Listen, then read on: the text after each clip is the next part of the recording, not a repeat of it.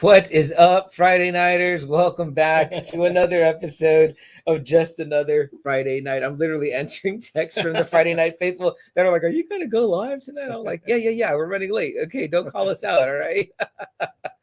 Guys, in case you don't know, this man is Adamantium Adam.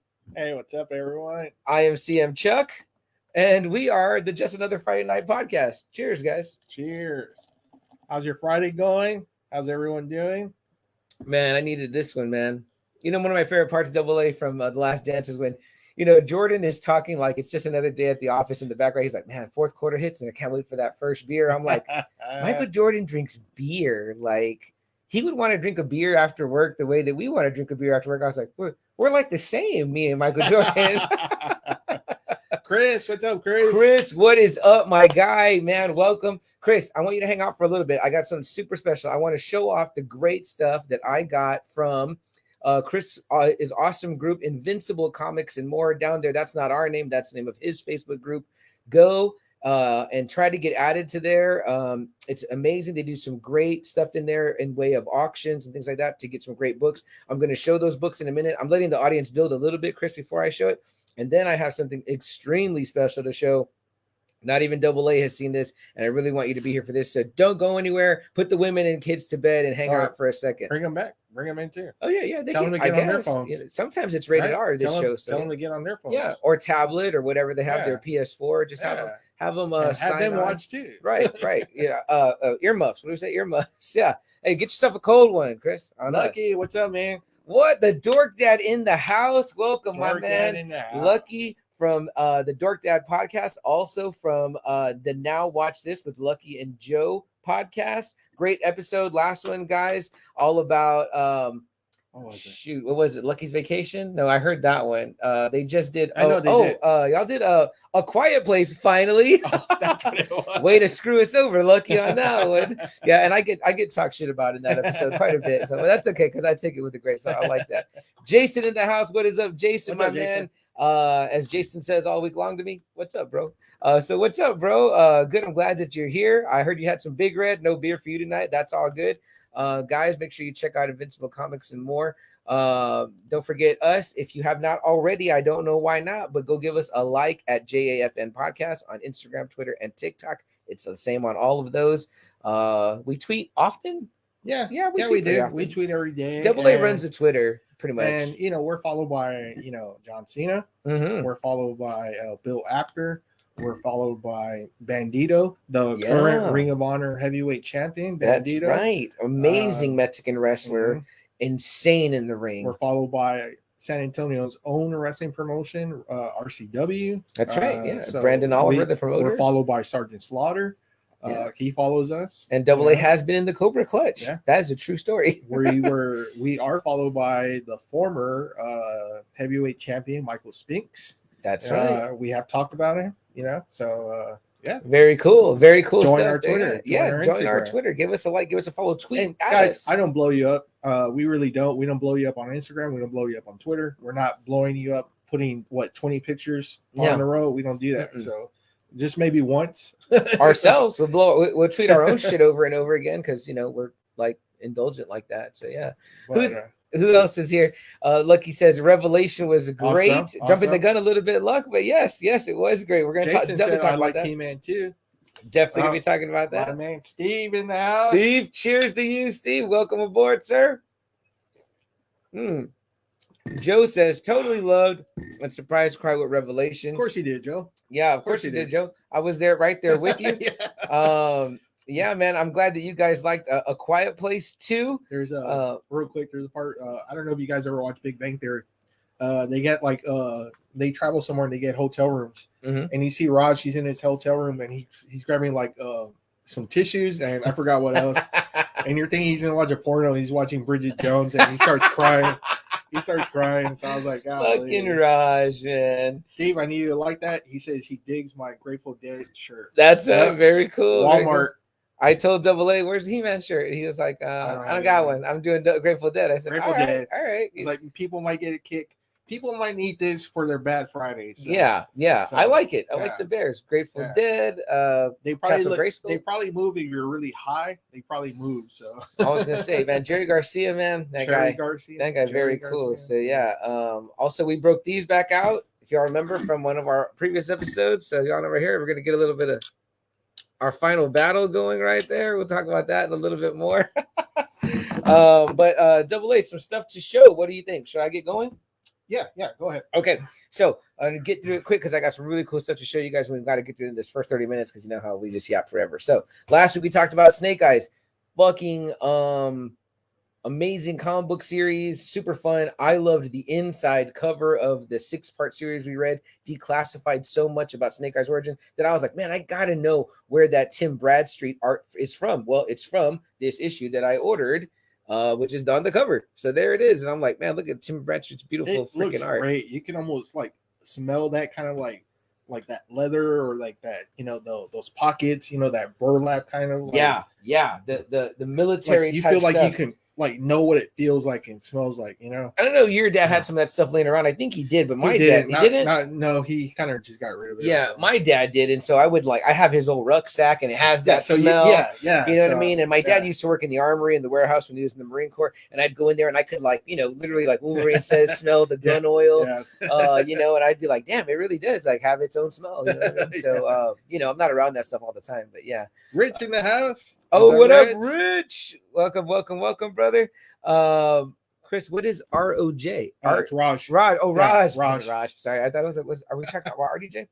Another thing, I got to finally check out, and I need to put them a little banner here so we can write it up for him. But I got to meet the great Roland over at Salvation Comics. Sanctuary. Sanctuary book and comics. I don't know why I said Salvation. I'm thinking of. It's kind of the same. Yeah, kind of the same. Yeah. So Sanctuary, Salvation found within. So Double A's been talking about it for 3 weeks. I finally made it over there on Monday. I had to get some blood drawn. I got out of work early, which it still hurts, by the way, which is weird. Does anybody know anything about that?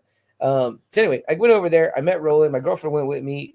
It's a cool little shop, guys. It feels right out of maybe the 90s. Like Chris, flash from the past. Really need to check it out, Chris. You and Alfred, you guys would probably fucking love that store. Yeah, Lucky, you go in there too, man. Actually, Lucky says Roland. Oh, nice. Right on. Yeah. Kind of your neck of the woods. Look, you're coming down a little bit towards a lot of great back issues for really great prices. Probably the best prices I've seen in comic book stores. Yeah, and everywhere.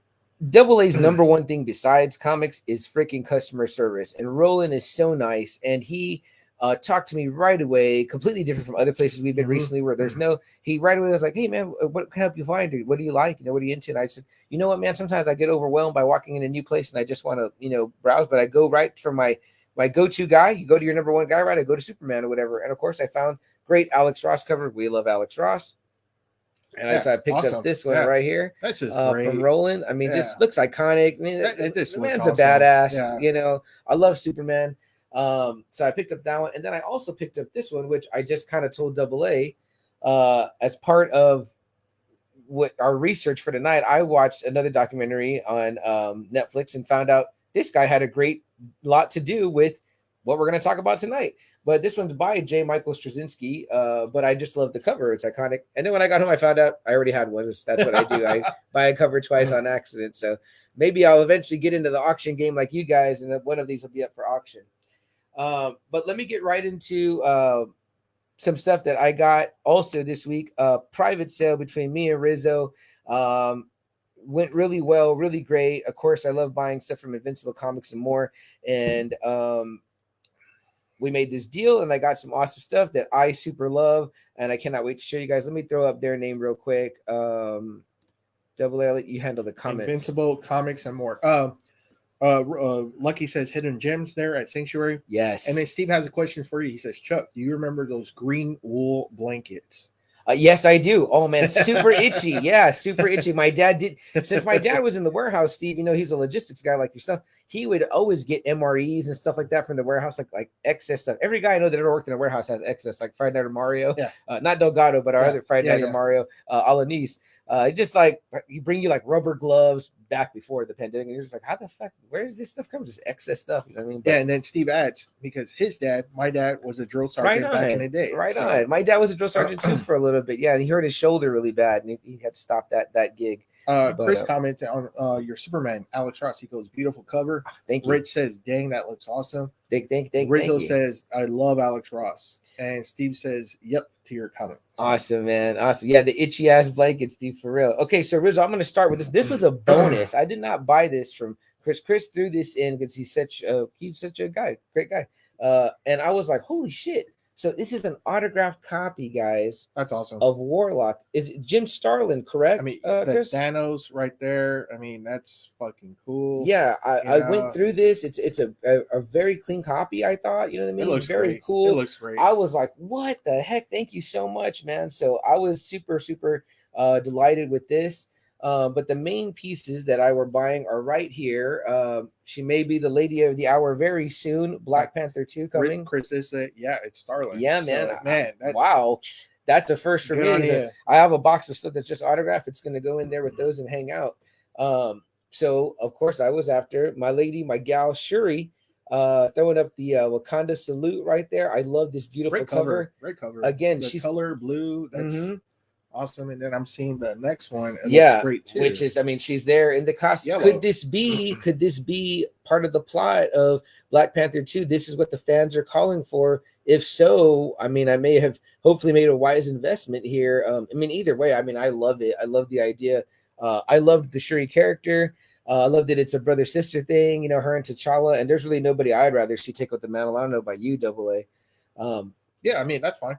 Yeah, this gorgeous one right here. I love that Dark Reign cover and stuff right here. I mean, it just looks it's just incredible, I think. I mean, like, again, showing her as a badass. I don't know, if this is in the story, if this is Shuri in the costume. I looked through it a little bit. I saw Storm in there in the beginning, so this maybe when her and him are still married. Yeah. And again, here, look at this great one right here.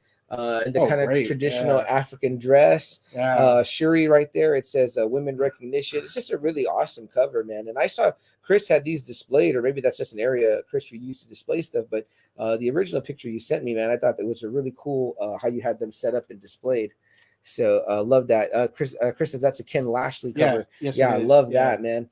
Now this one, find out Mario Delgado's guy or whatever, but he's on the cover of Black Panther. I think they had their own amount of run-ins, but it's just a great cover. Yes, they did. Look at this. It's Black Panther #1, but it's the Submariner. You're talking about two kings, King of Wakanda, but the King of Atlantis. So, Did these guys roll in the Illuminati within Marvel? I think maybe. Black Panther was not. Black Panther was not. Okay, he wasn't rolling with that. And then right here, just, I mean, look at these. I mean, icons right here. It says Marvel. This might be our guy too, Paul Mount. Sorry. Oh yeah, he follows us on Twitter too. Paul Mount. So that's a great one right there on the cover.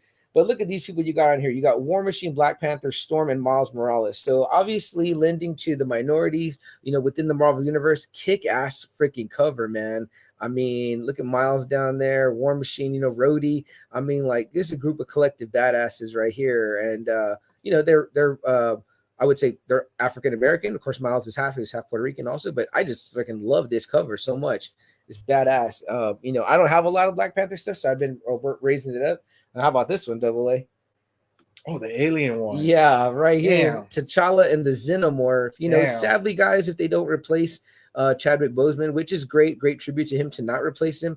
You know, we don't get any more Black Panther in movies, which he was outstanding, but we can always continue to enjoy him, hear his voice, and in our minds imagine it's him right within the pages of the Marvel comic books. We got special guest Mario Delgado in the there house. He is. Chuck, he goes, that Warlock blows all those BP covers away. And he says that's also the origin of Thanos and Gamora. Very nice, Mario. Very nice. That, you know, one of our buddies, you know, gave that to Chuck, and it's an autograph from Jim Starlin too. So, and if you want to see another look at that, Mario, I'll throw it back up there for you to take a look at, man. But right up there up top, over here, man. And guys, like, since Mario's here, remember, message him at Collector at Authority Comics. I'm still messaging him. I'm still buying stuff for Mario. I'm having him look for some New Mutants comics for me, some Machine Man by it's a really cool full porter by Barry Windsor Smith. Oh, I love Barry Windsor Smith. Yeah, you know, so, you know, again, message Mario and ask him about something. He still has a huge inventory that, you know, if you want something, ask him. Yeah, Mario, and you got some of our, besides yourself, obviously the main heavyweight, but some other heavyweights, the guys that do auctions in a private group. The one I have up here in the corner, Invincible Comics and More. I'll send you an invite, man. They'd probably love to have you throw up some of your really excellent graded stuff in there. Authority Comics. Yep, still going strong, man. Mario Delgado still doing big things for everybody in this city, man. Always our #1 guy. Mario also got a comment for you, Double A. Your Phantom is ready when you are. So when I saw it, I fell in love with it. I'm a big fan of the Phantom. I love the Phantom. I love the lore. And Mario had a really cool Bowen bust that I fell in love with immediately. I asked him how much. He gave me a price. And that's all you got to do, man. Just message Authority Comics. Message Mario. Yep. Ask him about something. He'll find it for you, and he'll give you a deal on it. I just asked Mario. I've been asking around people about Nightwing. You know what I mean? Mario is the one who turned us on to Sanctuary Comics. Yes, he did. With Roland. Thank you, Mario. And he had nothing but high praise, of course, to sing for you, Mario, when we were there. So that's really awesome. But it's kind of like he's kind of filling that void for me, Mario, since I really can't go to a store right? You know, yeah. Roland's doing a really great job. Jason, brother, if you're still here, you got to go check out Sanctuary Comics. We got, you know what? I'm going to get the address and everything, put it up like I have. Yeah, it's on FM 78 and 410. It's around the Dairy Queen kind of. It's like around Kirby Middle School, you know, but it's right behind, like, there's like a street right behind Dairy Queen. Kind of go that if you pass the QT, you've gone way too far. Yeah. So yeah. And Jason, I know you've been missing kind of a shop to walk into, and definitely this is a friend of Mario's and the kind of same cut from the same cloth and the customer service. Very much. Yeah, but definitely, guys. And not only does he have comics, but he has DVDs, he has books. Yeah, everything. Like it's a mix of toys. Yes. You know, you guys know I'm a big toy buff, so I love toys. Yeah, toys. So those are definitely there. Sanctuary Comics has probably been my favorite store since Mario closed down. Yeah.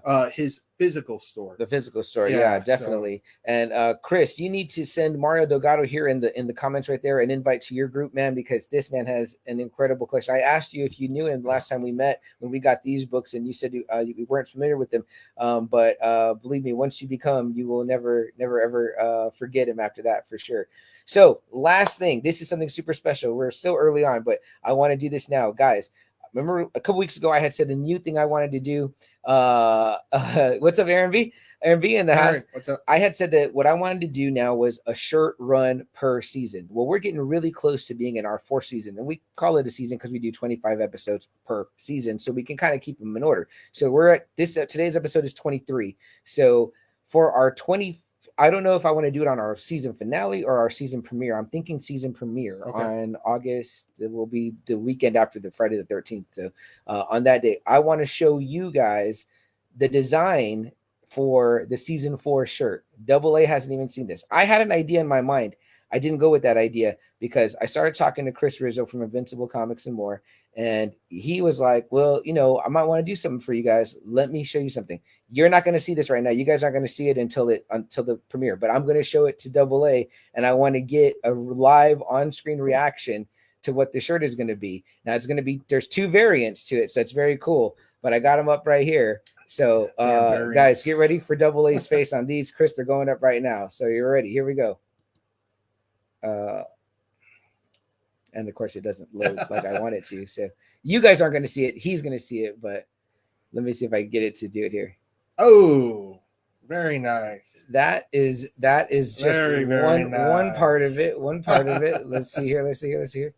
Oh, where's the other part right here? That's the Chuck variant. Okay. I thought that was and then the hey. Guys, this is by and far some of the coolest shit I've ever seen designed. Chris Rizzo, man, an incredible artist. The pairing right there. Yeah, the pairing right there, right? Is an incredible artist. This shirt, guys. Hey, that's badass. That's awesome. By and far one of my favorites. Super fucking awesome. Chris, you saw it live right there, man. The live reaction to what that is. I told you this guy is going to geek over it. He's going to love it. So even if the only two you sell are to me and to him, we will be more than happy to rep that shit at any con or any place. It's super badass and it's a super cool tribute to our show, man. So I appreciate it. Yeah, hell yeah. Some more great comments. Aaron B says, "Let us see it." Now, yeah, you gotta wait, Aaron. 2 more weeks. Two more weeks. He said, "Man, what the hell? We want to see it." I know. Rich says, "Congrats on the seasons. Can't wait for many more." Yes, man. Thank you so much. Thanks for being with us. Appreciate it, man. Totally, man. We're not the Friday Nighters. Without you guys, the Friday Night Faithful doesn't exist, and just another Friday night doesn't exist. So Jason says Mario Delgado is a good man. Cannot agree more with you, sir. Anthony Sanchez in the house. Oh, Tony. He wants to see it too. You get to see it 2 weeks. But if I run into you, I think I'm gonna run into you before that. I'll show you a sneak preview. But this man just got back from Florida and South Padre. He's been traveling all across the great state, and the U.S. going to Florida too. So yeah. Steve, I'll order mine now. Right on, brother. That's 3 orders we got in already, Chris. Right that's here. Awesome, man. That's awesome. You got to tell us though, Steve. You're gonna want the AA variant or the CM Chuck variant? Make you choose a tough choice. Variant. Why'd you go a third one where it's not any of us? Yeah, well, like Jim Lee. I went to the artist himself and I was like, you can't put us on both. And then he was like, giving away a little bit here, right, guys? He goes, I don't think it would look right. And then I thought about it and I was like, yeah, the way it's done, it might look like some two-headed monster or something like that. But there you go, Chris, right there, man. Some of the great Friday Nighters already saying they'll put their order. But guys, that again is from Invincible Comics and More, and one of their founder, Chris Rizzo, great guy. Dang, Steve says both. Make that 4 shirts, Chris. I already sold. Man, we're racking them up here. And then Anthony says 2 for us once I see. Okay, definitely get you taken care of, brother.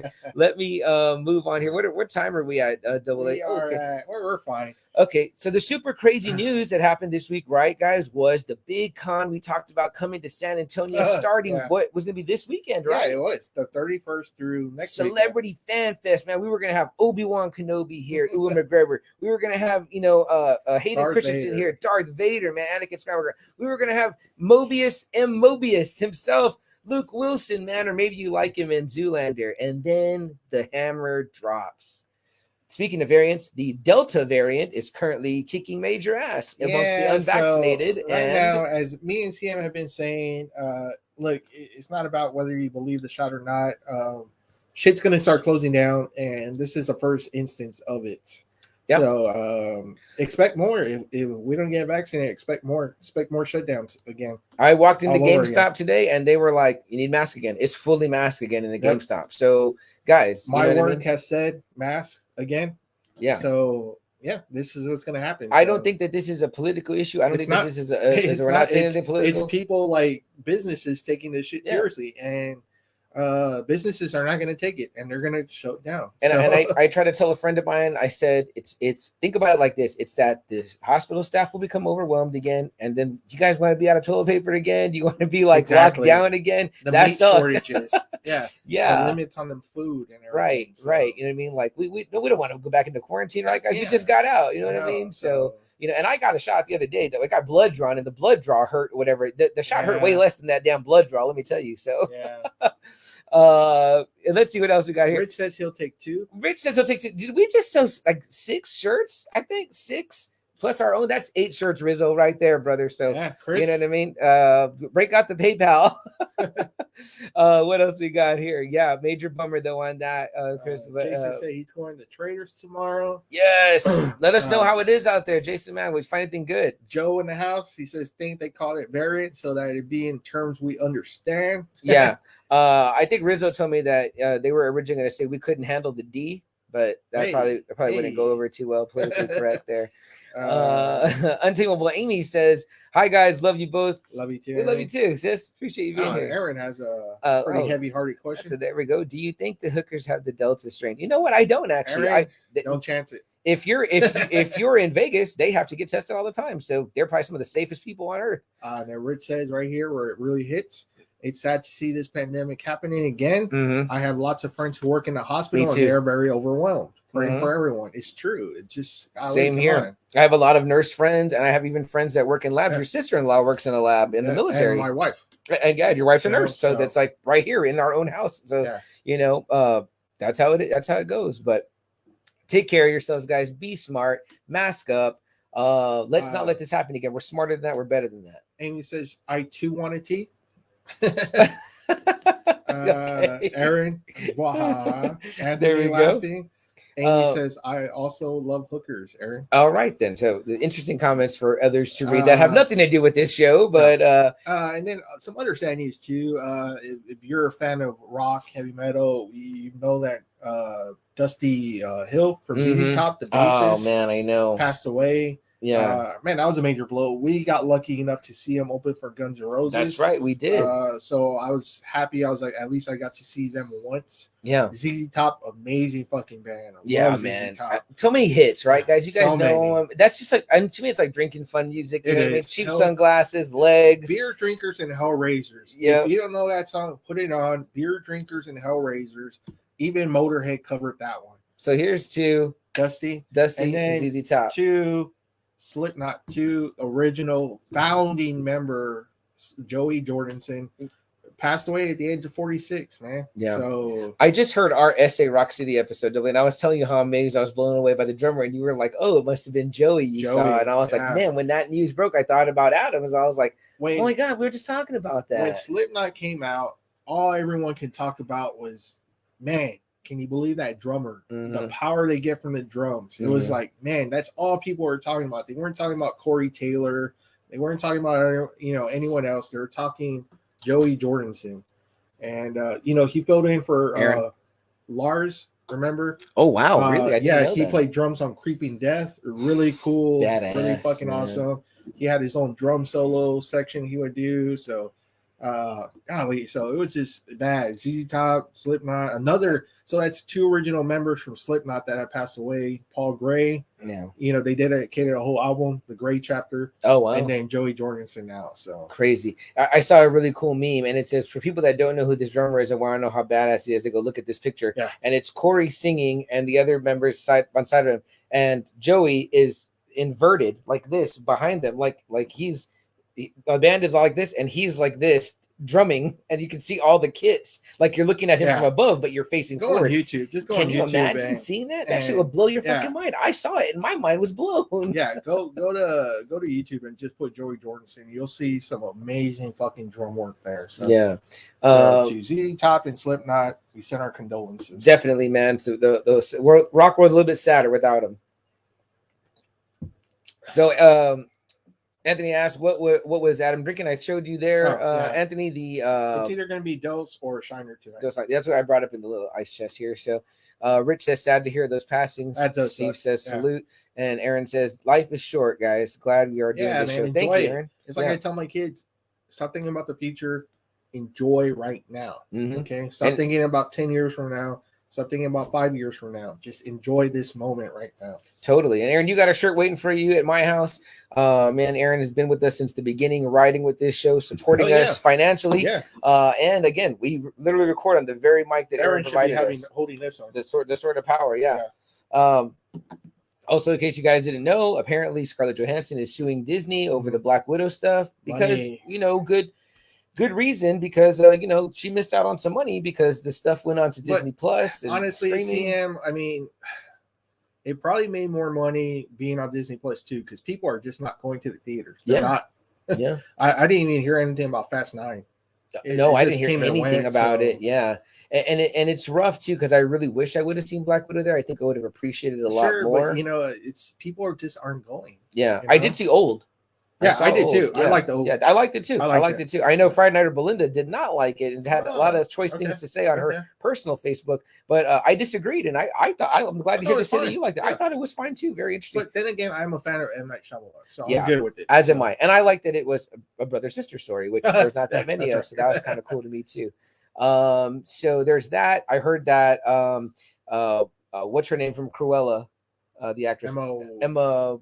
Man, there's so many Emmas. Emma Stone, that she may join Scarlett in the lawsuit because of the way she felt about Cruella's number. But again, it's not going anywhere. Right. Right. So, again, it's like Delta's on the rise. What are you going to really do? So, Chris says, I caught Black Widow and SPI and that small theater, and I'm glad I waited because the sound was amazing. Yeah, I wish I would have waited too, but I was greedy and I was like, let me just get it at home because I'm a lazy I think what it is because let's say, for instance, you have like a whole group of people. I mean, you can buy it for $30 and you can probably invite a shitload of people. So that's probably where all that money's going. So yeah, it was definitely cheaper for my family as we all watched it together. My dad watched it at home because he uses my password. And so we all saw it for $30. There you go. But I cheated myself as a Marvel fan and I should have gone to go see it in the theaters. But yeah, so we'll see what happens with that lawsuit. I hope it doesn't make a lot of bad blood between them. Apparently Kevin Feige was on her side. So I think she's done anyways. Yeah, I think she's done too. But it was interesting to hear that Feige was like against the whole thing too, the streaming thing. So that's between you have that. That's Disney then. He's probably not worried about it. But that's some of the news and pop culture, guys. We're right up at the first 30-minute break. You know how we do this. We're going to take a break. We're going to read through some more of your comments that are there, and then we're going to get right into the topic. For those of you listening just on audio, you're going to hear a quick quick commercial for me, and then we'll get right back into it. So we'll see you in a few. And it's actually just like 30 seconds, guys. So the audio on Anchor loads during this time. I read more of your comments. And there you go. Aaron says Scarlett Johansson net worth is 165 mil. That is so she's not hurting. I think she's trying to make a point, she's though, Aaron. Just saying that, yeah. But well, double A. Well, they paid her $20 million on top. So she already had a $20 million paycheck right there.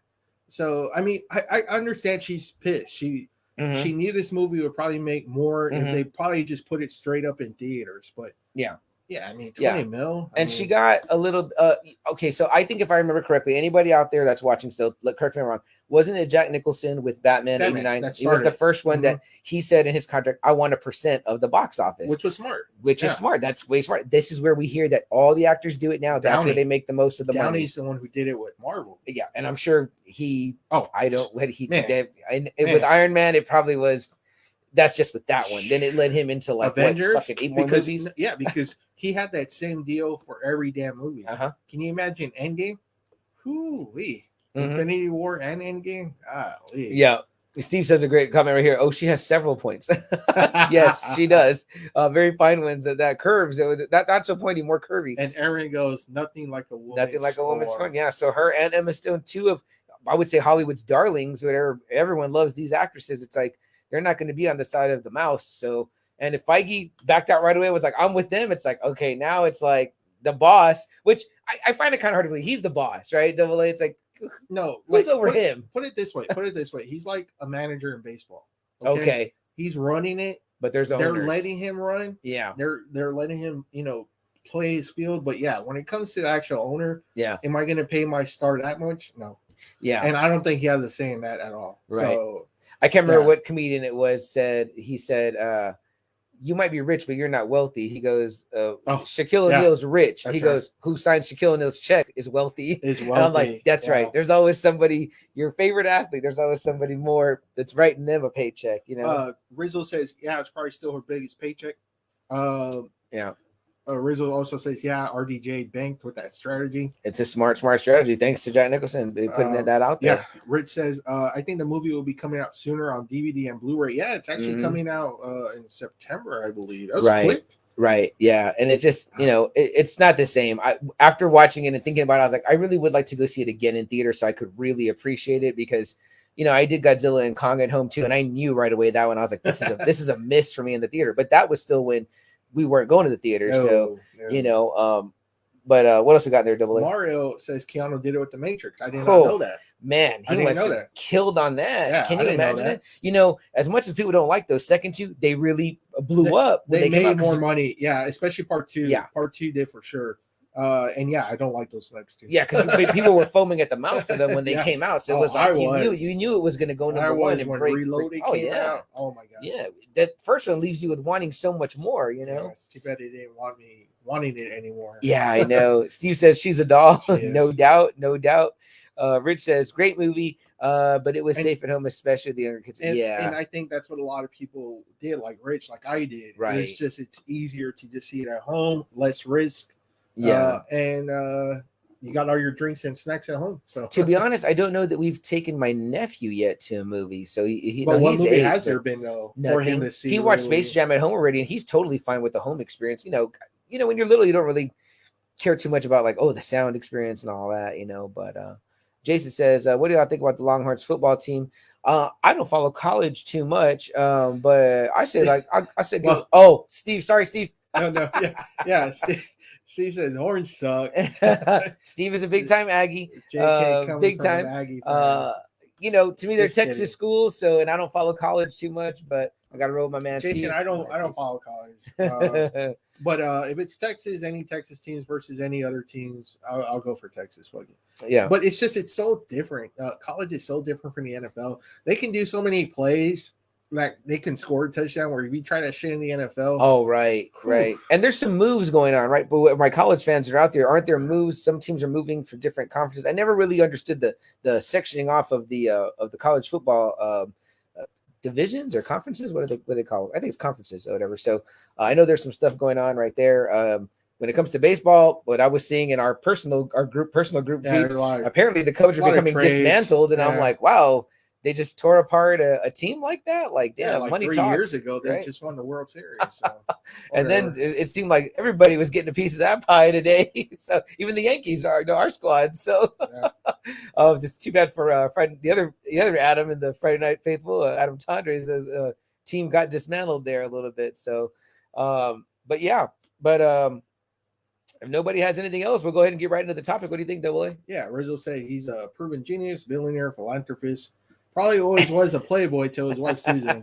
And then Aaron says Keanu made $35 million for the first Matrix. Yeah, and I bet if you look at what he made on the other ones, Aaron, the follow-up ones, it was probably even more. He had to have done that with John Wick too. Mm-hmm. He probably had to have done that. And of course, Steve says horn suck. JK coming from an Aggie fan. We used to work also, me and Steve, with a Texas Tech fan, a Red Raider. So it's like kind of. You know, but I think he went to school there. So, but you know, I again, I don't follow college that much. You know, when it comes to my girlfriend's youngest, he's a Wolverines fan. He likes Michigan. You know, Tom Brady went there. So for me, my wife almost had a chance to study at Baylor. Is that right? Wow, very cool. Amazing. Very cool. But then y'all might not have met, and we wouldn't be together. So you know, but still, it's amazing to think. Mm-hmm. I mean, Baylor. I wish I would have studied at another school away from here. You know. I was going to say a California school, but I can't see it now. You know, USC. Yeah, your brother did a semester or two, I think, at UT. Yeah, that's right. But he ultimately graduated from Kingsville. We went to so he converted there. You know, Double A's next oldest brother up is an Aggie, I believe. Is that Kingsville? That's the main one, right? Yeah, I don't know. I get confused. Steve, help me out. It's like Texas A&E. One of their fucking schools that they have. Oh, okay. And Jason says hook 'em horns all the way. Steve says Oklahoma and horns moving to the SEC in 2025. Okay, Steve, there you kind of clarified that for me. So that's good. Keanu Reeves' combined pay was $250 million from all the Matrix movies. Man, 250. So $250 million Keanu made off the Matrix. So he's not hurting, guys. And he rides the subway, they say, right? That's what I'm saying. He's just a normal. He doesn't look like he spends at all. So. That guy will probably die and just leave it all to like a church or something like that, or a university of science or some shit like that. Such a great guy, Keanu. But guys, great comments. I hope that all of you that are here stick around for more stuff. Don't run off to some live auction in another group. Stay here, hang out with us, because we got a really fun topic to talk about today. This came out a week ago. Yeah. But I'm not gonna say anymore. I'll bring us right into it right now. So let's get it going. Yeah, right. It's been a week, right? Yeah, I think it's been a week. Yeah, and I've seen it twice in that time. So, but you know, that's what I do so I can remember stuff for the show. I was just glad it was 30 minutes each. Yeah, that was not bad at all. Right, super fast. So the whole love 30 minutes. 5 or 6 episodes. 5. So what is that? 2.5 hours? Yeah. Also like nothing. Awesome. All right, here we go, guys. All right, thanks so much for hanging out, guys. If you're joining us Friday night on the Facebook Live, you know that we didn't go anywhere. We stay through, read your comments, and we invite you to join the conversation that we're having tonight, all about what we watched. I was dying the first day. I wanted to talk to Double A. I would have done what Michael Rappaport does when he says emergency podcast, when there's like breaking sports news. He'll like do like a quick 10-minute podcast. But we didn't do that. I held it in until today. I broke out it actually says on the bottom, sup, ladies. Hey, sup, ladies.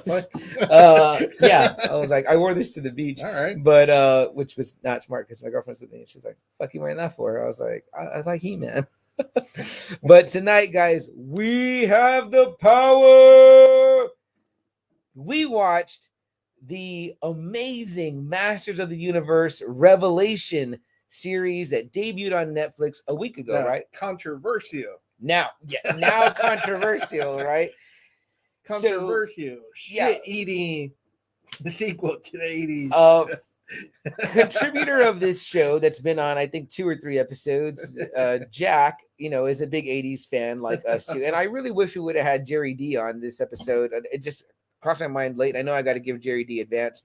Jerry D from Totally Rad Christmas, who does everything Christmas in the 80s. I saw he's just busy editing. So. Yeah, and he had us on his Thundercats episode, which was fun. And I think he would have been a great contribution to this. I would love to what he had to say about it if he even had a chance to watch it yet. But we couldn't wait. We kind of knew that it came out last Friday when we were talking Snake Eyes. We knew that it came out that day. We knew that we were going to watch it in this time frame, and we were going to talk Masters of the Universe today. I even saw your oldest brother, Boy, also a former guest on the show on our NBA episode. Yep. And I was like, if you watch it all, let me know. I said, I think that you're going to super love it. And then we can talk about it. Maybe you could even be on, but he never let me know anything. So I'm sure he hasn't watched it. I'm pretty sure he hasn't. So. But I watched it once all the way through in one day, and I was like, fuck. And I think it was like a Monday because I wanted to talk to you. And I was like, I saw it quick. I was like, holy fuck. But again, it's 5 episodes. It's 30 minutes each. It's on Netflix. It's animated. It's an amazing voice cast. I super fucking loved it. And I could not wait for you to see it. My enthusiasm might have been even maybe more earlier when I first saw it, but I just rewatched it today, and I watched a little doc that's also on Netflix to kind of just moisten my brain for Eternia and Masters of the Universe. But AA, you started and finished when? How did you do it? Yes, sir. Okay, all in one day? Yeah. But you said you saw the first episode. I saw the first episode like in the beginning of the week. Okay. And then it took me till Thursday. But then you went back. Right? Yeah. You watched like episode 1 again? No, I didn't need to. Okay. Yeah. So I saw it. I was alone in the house. So I was like, perfect time. I can see it quiet. I can focus on it. Right. And I saw it. I liked it. I thought it was fine. I was expecting to see something I wasn't gonna like because I kind of read some of the all the responses, the negativity, blah, blah, blah. This has that. Right. It doesn't have enough of this. It doesn't have enough of that. And I was like, okay, so I'm kind of waiting, expecting to see something I don't like. And I was fine with it. Would I like to have had He-Man in all 5? Sure. But I mean, he seemed like he was there in like about 3 of the episodes. He seemed like he was there. Yeah. I had no problem with it. I think the only problem I had was some of the voice casting. Okay. That was about it. Okay. Yeah. But that's very small. I mean, that's not even what everybody else was talking about. I know. So spoiler alerts, guys, if you have not seen Masters of the Universe Revelation on Netflix and you plan to watch it, turn this off, come back later, listen to our YouTube episode afterwards, or hear us on Spotify or any other place. I can convince you to see it. Because we're going to spoil the fuck out of it, probably, whatever. But if you were a fan of He-Man in the 1980s, like we were big fans of even of the kind of bad movie. I never read any of the comic books. I know it's a guilty pleasure, but I realize how much I like it too. Like it's kind of like endeared to me, like the Turtles movie, the part 1, which everyone now says is like a classic. Which I'm like, okay, was it always? But what was not a classic now then is a classic now. So it's 20 fucking years later. But we're longtime He-Man fans since we were little. Yeah. He-Man, guys, it's kind of surreal for me to be full circle talking about this because this was like my first guy, like my first thing, my first cartoon, my first toys. Like I just was enamored and in love with He-Man in the 80s. Like I remember telling my parents when I must have been like maybe 5 or something like that when I grew up, what I wanted to be when I grew up was He-Man. That was like a job you could grow up and be He-Man. So yeah, man. I mean, I love the cartoon. It's another cartoon. It's kind of what started off the 80s boom with all those. It was Masters of the Universe. I mean, it was big. It felt big. The toys were big. Yeah. Those fucking toys were so much better than the G.I. Joe Kenners. The fucking Star Wars toys that were all like that, stiff. These toys were big. They were fucking bulky. You can play with them. Yeah. You can fucking pose with them. The man had muscles, and no doubt. Cartoon, man, it's just the epic battle between good and evil. Mm-hmm. He-Man against his great rival Skeletor. Yeah, you get a great villain. You get barbarians. You get wizards. You get magic. You get fucking castles. Kings, you got kings, princes, queens, princesses. You know, sorceress's daughters. I mean, golly. It was Game of Thrones before Game of Thrones was Game of Thrones. You know what I mean? Yeah, yeah. As a stepfather. Very, very fucking cool, man. So and you have so much, iconic figures. You got He-Man, you got Tila, you got Man-at-Arms. While on the other side, you got Skeletor, you got fucking bitch Evil-Lyn.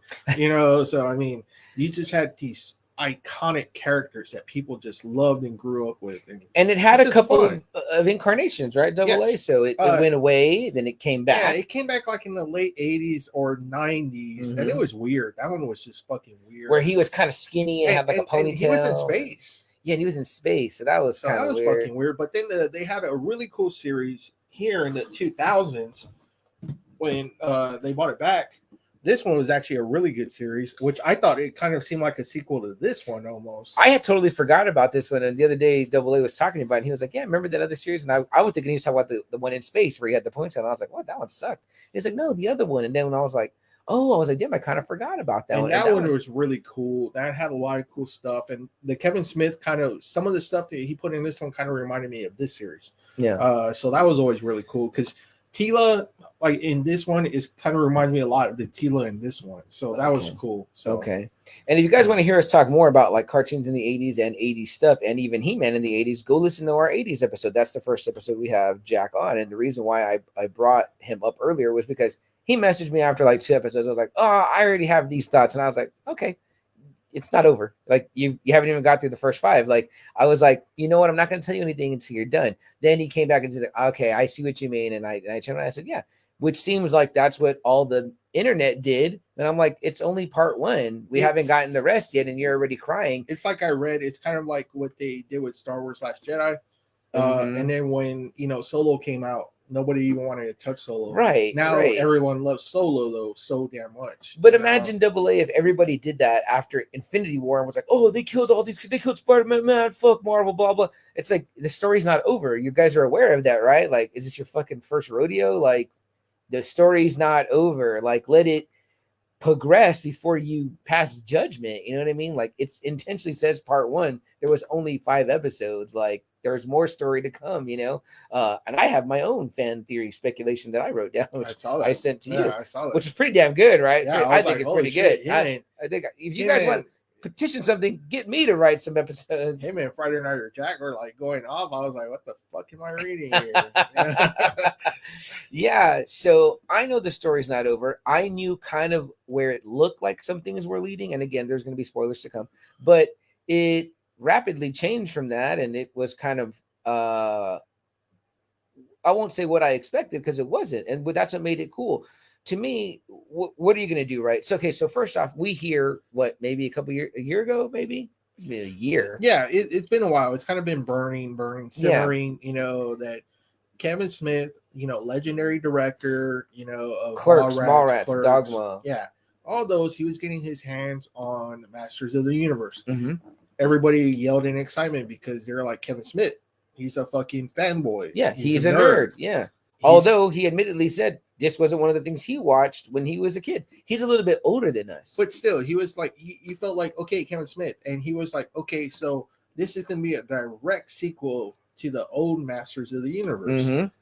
And so, little bits in here, little bits of news came out. Then he kind of released like an audio kind of trailer. Yeah. And man, they got people pumping. You have the fucking barbarian music coming out. You hear the iconic words. I have the power. Yeah, it was very badass. Man, it just blew up the internet. Comes out though, and gets shitted on almost right away from. I guess everyone just saw episode 1 and kind of just shut off the TV afterwards. So, which was stupid because I also saw that he was saying at one point that he was getting the best reviews of his career since Clerks.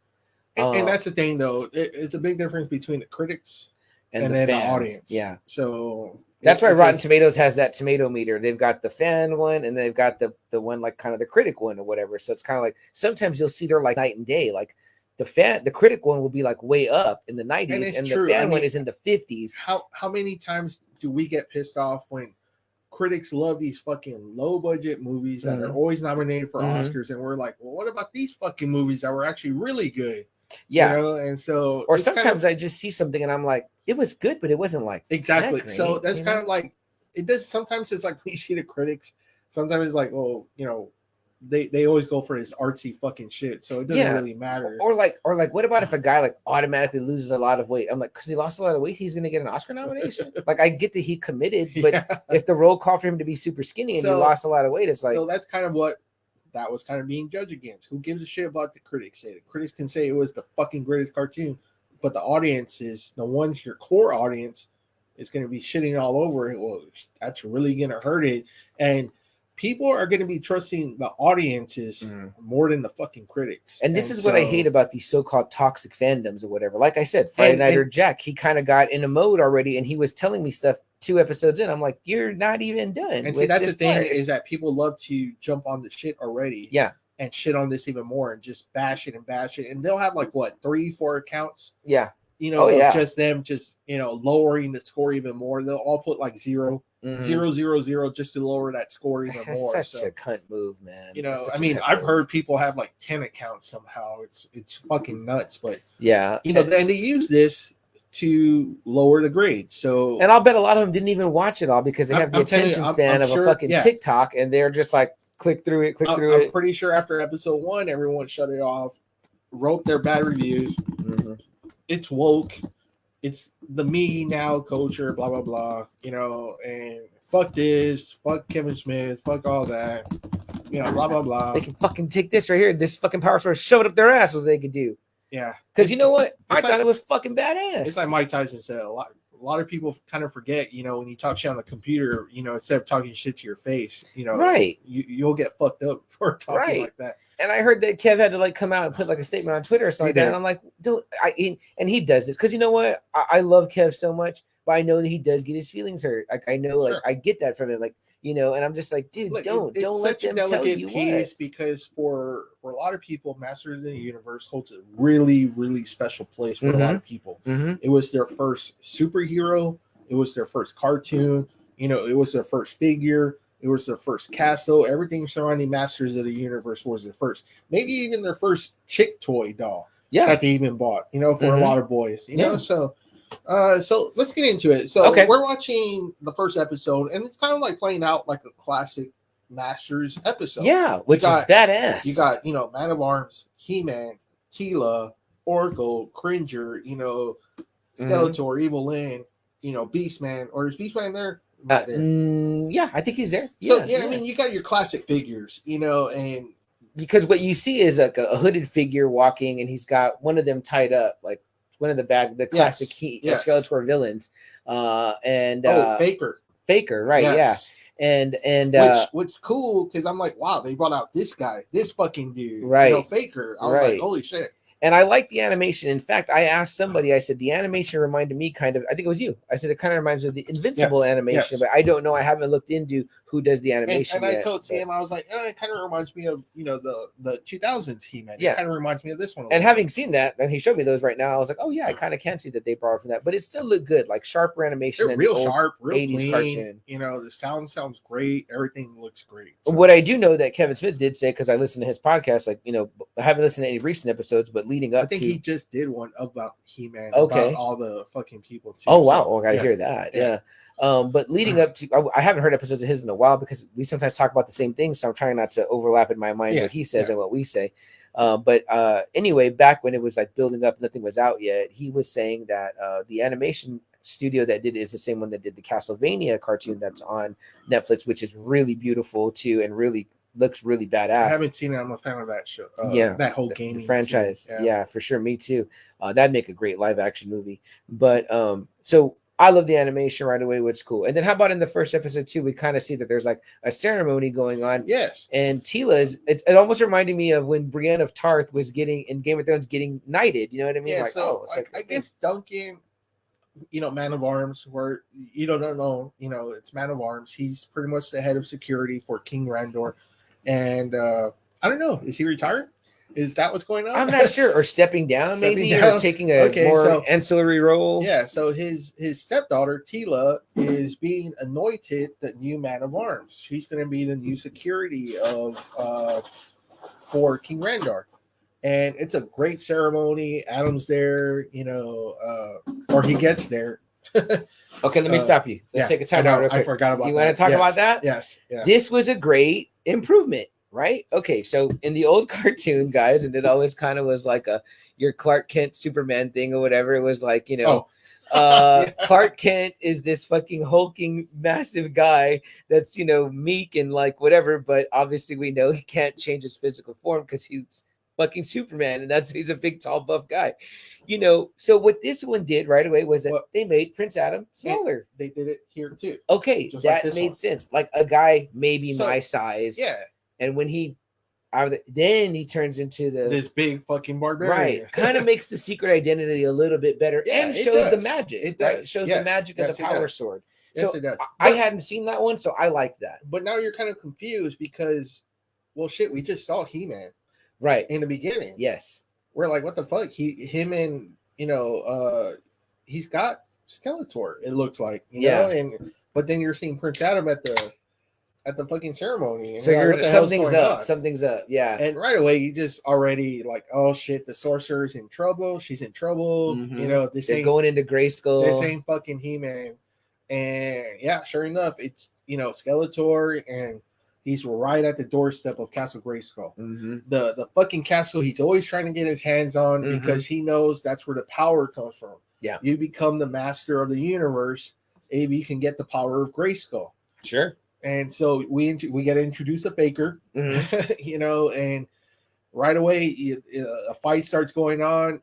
They see it from Castle Grayskull. The sorceress is trying to call him, and it's funny too because like kind of to go back, Prince Adam comes in and Randor is like all pissed off because he's late first off. Yeah. And then he's like, you can see where he's like immensely disappointed like in Adam because he's just not a warrior whatsoever. And, he's saying like, look at him, he's being me like a father. And he's like, I would like Randor said something like, I wish I could have that feeling, of pride in my child. He's referring to Duncan and Tila. Duncan has pride that she's becoming kind of the new man at arms. This fucking badass warrior. She's proving herself. And she looks cool too. All the characters look cool. Like for me, I'm in my nostalgia feels big. So I'm like, heck, they look cool. They modernized it. They look badass. When you call the team masters of the universe, that's pretty fucking cool. So, Sorceress calls with like her last bit of magic. She calls Adam.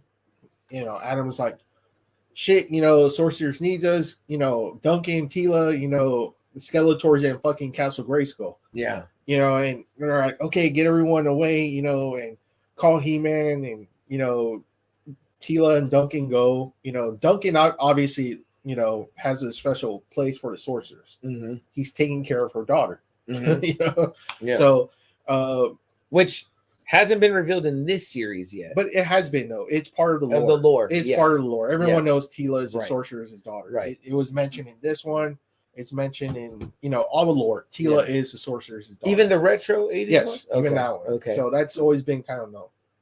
He-Man jumps into action. The classic, the boom, boom, boom, boom. Yeah. You get that moment. Power. Now I love this animation. Looked great. Adam changes and he gets big and the fucking changes Cringer class one. I was like, jumps on Cringer. For me, I felt like a little boy again. I was like, oh, she's fucking badass. I was like, damn, man. I was like, this is fucking great. Yeah, this is fucking great. I'm thinking, all right, he's gonna fucking beat the shit out of Skeletor again. Yeah, right. That's what He-Man does. Fucking asshole. And so so Skeletor is really making his way in there, and then we see Mossman, which is cool. Another fucking iconic character for the Masters lore. Mossman. Love Mossman. Very badass. I love any creatures. Like I love Swamp Thing, Man Thing. I love any fucking creatures that same boat. That's part of Mother Nature. I love them. He holds off kind of Skeletor for a little bit, but it's just they're overwhelming. Oh yeah. Skeletor and Evil-Lyn, they're just masters at magic. They can shut him down real quick. Let's take a quick time out real quick also because I want to talk about something real quick. So we talked about a couple of characters already. I don't know offhand. You know what? I'm gonna pull it up. But voice acting, AA said. So we've already got Tila. All-star casting. Yeah. Sarah Michelle Gellar. You didn't like this one. I didn't like it because to me, if you guys remember, if you ever seen like a young Mike Tyson, you see this fucking brute, and then you hear him talking, you're like, what the fuck? Yeah. That's the way I kind of felt with Tila. She's big, she's beautiful, but she's big. She's a warrior. And Sarah Michelle Gellar's voice doesn't come out. It's almost good. like It's really fucking high pitch. It's like I was expecting like a, I don't know, like a kind of like a rougher woman. I don't know. It just Sarah Michelle Gellar's was just really, really high pitched. I felt that way, not to the extent that you felt it, but I kind of felt that because I was also thinking to myself, well, you don't want her to sound old. No, and not old, but like, do you have anybody in mind? I mean, because I thought of what's her name. I thought of who plays Brienne of Tarth. I was like, maybe she could have done it. She would have had but then I was like, she might have sounded too English. Yeah. Which the same thing with like Emilia Clarke, from Game of Thrones. That's again, I'm going all Game of Thrones here. Just a little deeper. Not the high pitch that Sarah Michelle Gellar has. Maybe like a Scarlett, how she's kind of a little bit raspy, a little bit throaty. That might have been good. Yeah, I think that might have been good. The voice did not suit the body. Just like I said, if you saw Mike Tyson, you heard him talk, you're like, what the fuck? Yeah, because they give these chicks some arms, man. They've got like some muscular, sinewy arms. They look good. They look good. She looks like she's about 5'11", 5'10", 5'11", maybe even 6 foot. Yeah. Tila's big. Maybe a Gal Gadot-ish voice. Sure. I'm just thinking about the same warrior. No, that'd be good. Yeah, something like that. Like that kind of like tone. Yeah, I get you. Yeah. I get you. Because I did feel that way. It felt too young for the way she looked. Yeah, so like badass. Her voice would have been fit if like she was supposed to be 17. You know what I mean? If she was supposed to be a 17. You know who would have been good? That Anya Taylor-Joy. Yeah, she would have been probably pretty damn good. Queen's Gambit. If you guys don't know, Queen's Gambit. Yeah, she was also Magic in New Mutants. Yeah. So it's Mark Hamill as Skeletor. Mark Hamill as Skeletor. Which you can tell right off the bat. If you ever seen Batman, if you've ever seen the Spider-Man 90s series, you can hear Mark Hamill. Now, did you feel it was a little Jokerish? Yeah, I felt that way too, and it made me think to myself, I was like, is Mark kind of getting in a range of can only do a couple? But it was still fine. No, but you know what? Even like his Hobgoblin, there was times when it sounded like Joker too. Yeah, that's true. That's true. I guess he's the closest that sounds to the original voice actor of Skeletor. Who was that? Remember, like, Alan Oppenheimer, right? Because his voice was kind of like that too. Okay, now did you know who he came back? Did he? You know whose voice he was? He was Mossman. Very badass tribute. So the original voice of Skeletor comes back. And I was the thing I watched on Netflix that was like I watched it as a supplement to this was called The Power of Grayskull. By the Power of Grayskull, right? It's a really cool doc on Netflix too. Yeah, and they talk at one point to him, Alan Oppenheimer, and they ask about the guy that was the He-Man voice. I forget his name in real life, but they were saying that he's very, very shy. He never does cons, and that Oppenheimer told me, he goes, "You'd have a line around the block." Yeah. And then he goes, "No." He goes, "Well, I don't want to go," because he said he didn't want to go because he didn't want people to be expecting He-Man, and he's not He-Man. And he goes, "Well, I'm not Skeletor, but I'm going." And if you ever seen Peter Cullen, trust me, you never think that's a guy who's voicing Optimus Prime. Right. And that guy always has lines wrapped around. Yeah. It's like Justin Long's here with somebody. Justin Long is here. Mm-hmm. Henry Rollins, which I could not hear. I was like, oh, wow, that's Henry Rollins. That's Tri-Klops. Yeah. Tri-Klops. The guy that does He-Man, I got him right here. His name is Chris Wood. See, I don't know who he is. Did you like the voice, though? Yes, I thought it was fine, too. Great, I liked it. I just don't know who he is. So. Lena Headey. Cersei Lannister, guys, from Game of Thrones as Evil-Lyn. Perfecto as Evil-Lyn, man. You hear that fucking bitch tone in her voice. Oh yeah, big time. Oh yeah. How about our man at arms, the Onion Knight from Game of Thrones? Liam Cunningham, perfect Duncan, so damn good. Later on, we meet Roboto, who is Justin Long. That's the voice. We talked about Henry Rollins as Tri-Klops. How about this one? You got Joker there as Skeletor, but you also have Batman there. Kevin Conroy is Merman. I was like, damn it. Now, all these guys, I was like double A. I watched it once and I didn't want to know anything. But then on my second, I watched everything in between my second watch. And I was like, I got to like listen for their voices now. And I was like, oh shit, fucking badass. Like I can hear it. You know, that great line, when the brine fills your lungs. I was like, damn, fucking Kevin Conroy, Batman from the Batman animated series, is the voice of Merman. And this, this is what Kevin Smith does, man. So fuck all those people shitting on that. He bought a great cast. What's his name? Duncan? Liam Cunningham. Guys, you will love his dunking. His dunking is fucking awesome. Great. Lena Headey, perfect. Gosh, dang it, she's so good, man. Merman Kevin Conroy was great. Henry Rollins was over the fucking top in a good way as Tri-Klops. Gosh, because this was a fun. I actually liked his story. Yeah, yes. I thought it was so fucking stupid, but fun at the same time. The Tri-Klops. What happens is like what happens after Skeletor? What do these fucking morons do? Right. You know, so that's fucking.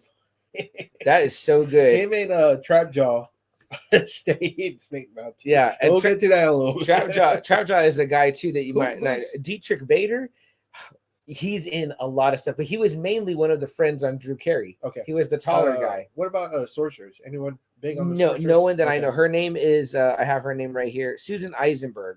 But what you probably don't know, Cringer, Stephen Root from No Country for Old Men, the guy that's paying the guys.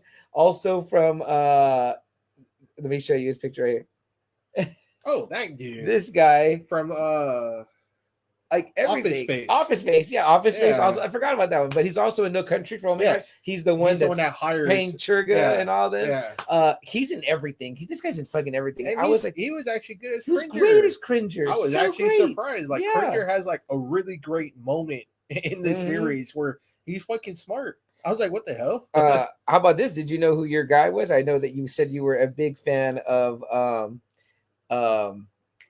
we haven't got there yet. We're gonna get the Scareglow. Okay. You know who that is? Was it Candyman? Candyman, that's right. Tony Todd. Yeah, very good, very good. And man, that Scareglow episode. Oh gosh, I loved it too. I didn't geek enough on the text with you guys because I wanted to geek here with you. I geeked hard on Scare. First off, Scareglow is just a really cool character.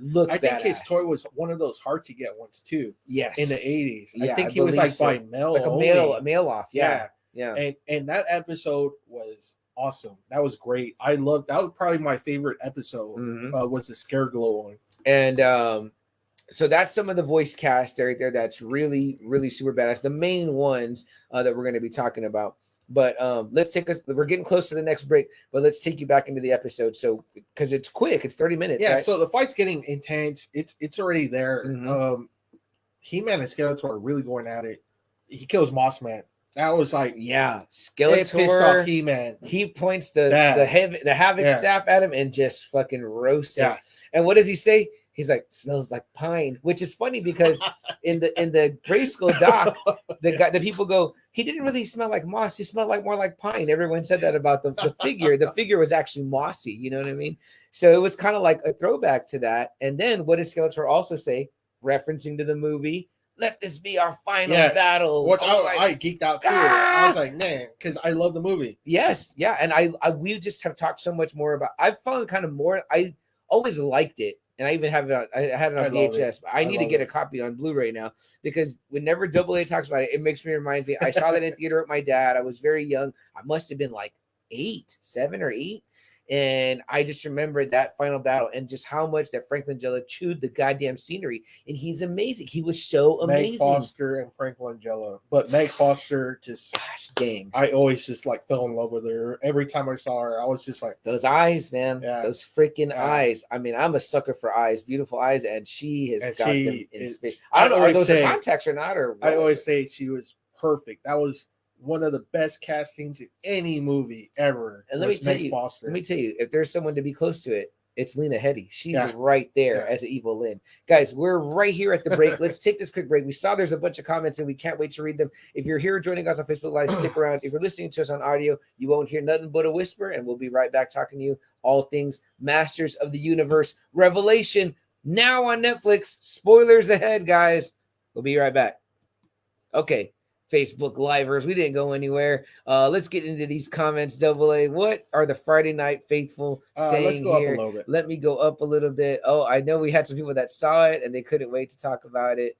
So let's get right into it. There we go. Down a little bit. Keanu, we talked about Keanu's money. Big money. There we go. Let's see. Chris says outrage about the spoilers. He says I'll stay anyways. Okay. Joe says it's still worth it to watch. Turtles was always Always a classic. Yeah. Classic. Okay. True. Okay. Let me see here. Oh shit, sorry. I was gonna scroll the wrong way here. Chris says, Rizzo says, yeah, my first toy I wanted for Christmas was He-Man's light up sword. I mean, again, your brother had that one. Yeah, I wanted that one. I mean, no, I think I had that one too. The one I didn't have was your brother had that gold flat one, and I always wanted that one and could never find that one. Joe says he had Castle Grayskull. Damn. Yep. Rizzo says kids these days about the I know the fucking internet assholes. Steve says double A. Did you say the sorcerer's daughter? It sounded funny. Yeah, sorcerer's daughter. Yeah, sorceress. CM, you're not only a great podman, you should write. Oh, thank you, Mr. Mario. If I can get an investor out of you, then I will certainly write for sure. Wait till you hear my idea for part 2 of Masters of the Universe. Steven says critics kind of suck, if you ask me. Yeah. I've never been a big fan of critics. Mario says, but give me a double A shirt. He spends more money. Man. Okay, yeah, fair enough. I can't argue with that. I think Rizzo says Mario they got up there. Really? What's up, Rizzo? Come on, man. Damn.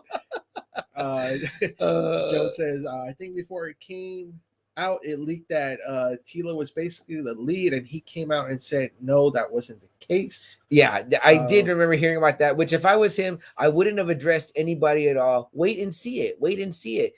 I fucking hate this spoiler culture, leaked culture. Yeah, I did too. No one wants to be surprised anymore. Pictures of the Batman set, blah blah. Here's the costume. Here's the bike. Here's fucking Michael Keaton on the set. I'm like, dude, some people didn't even know that. Like, you're fucking ruining it for them. Like, I'm just gonna wait and see it, and it's gonna be even more amazing when I see it in the theater. And it's like I said, for me, I always want that. I never got that Star Wars moment of Vader saying, I'm your father. I never got that shocking moment. And I always like those moments when I'm shocked. What did we both say about Snyder Cut? That we geeked when Martian Manhunter, right? Yes. I didn't see that coming at all. I was like, I hadn't heard nothing about that. Nope. And I was like, man, I'm glad I watched it right away, because I was like, and you avoided the internet for your watch, and you were like, Martian Manhunter, and we were both like, yeah, that was fucking cool. I always avoid it. People don't miss that feeling. Friday Night or Foxy Roxy says sometimes when it's something big, she won't even watch any trailers leading up. Yeah, I won't now either. That I'm okay with. I won't either. Yeah. But because the trailers nowadays are bad. Oh yeah, yeah, because they show a lot. But yeah, man, fuck that culture of like, I want to know everything before everything.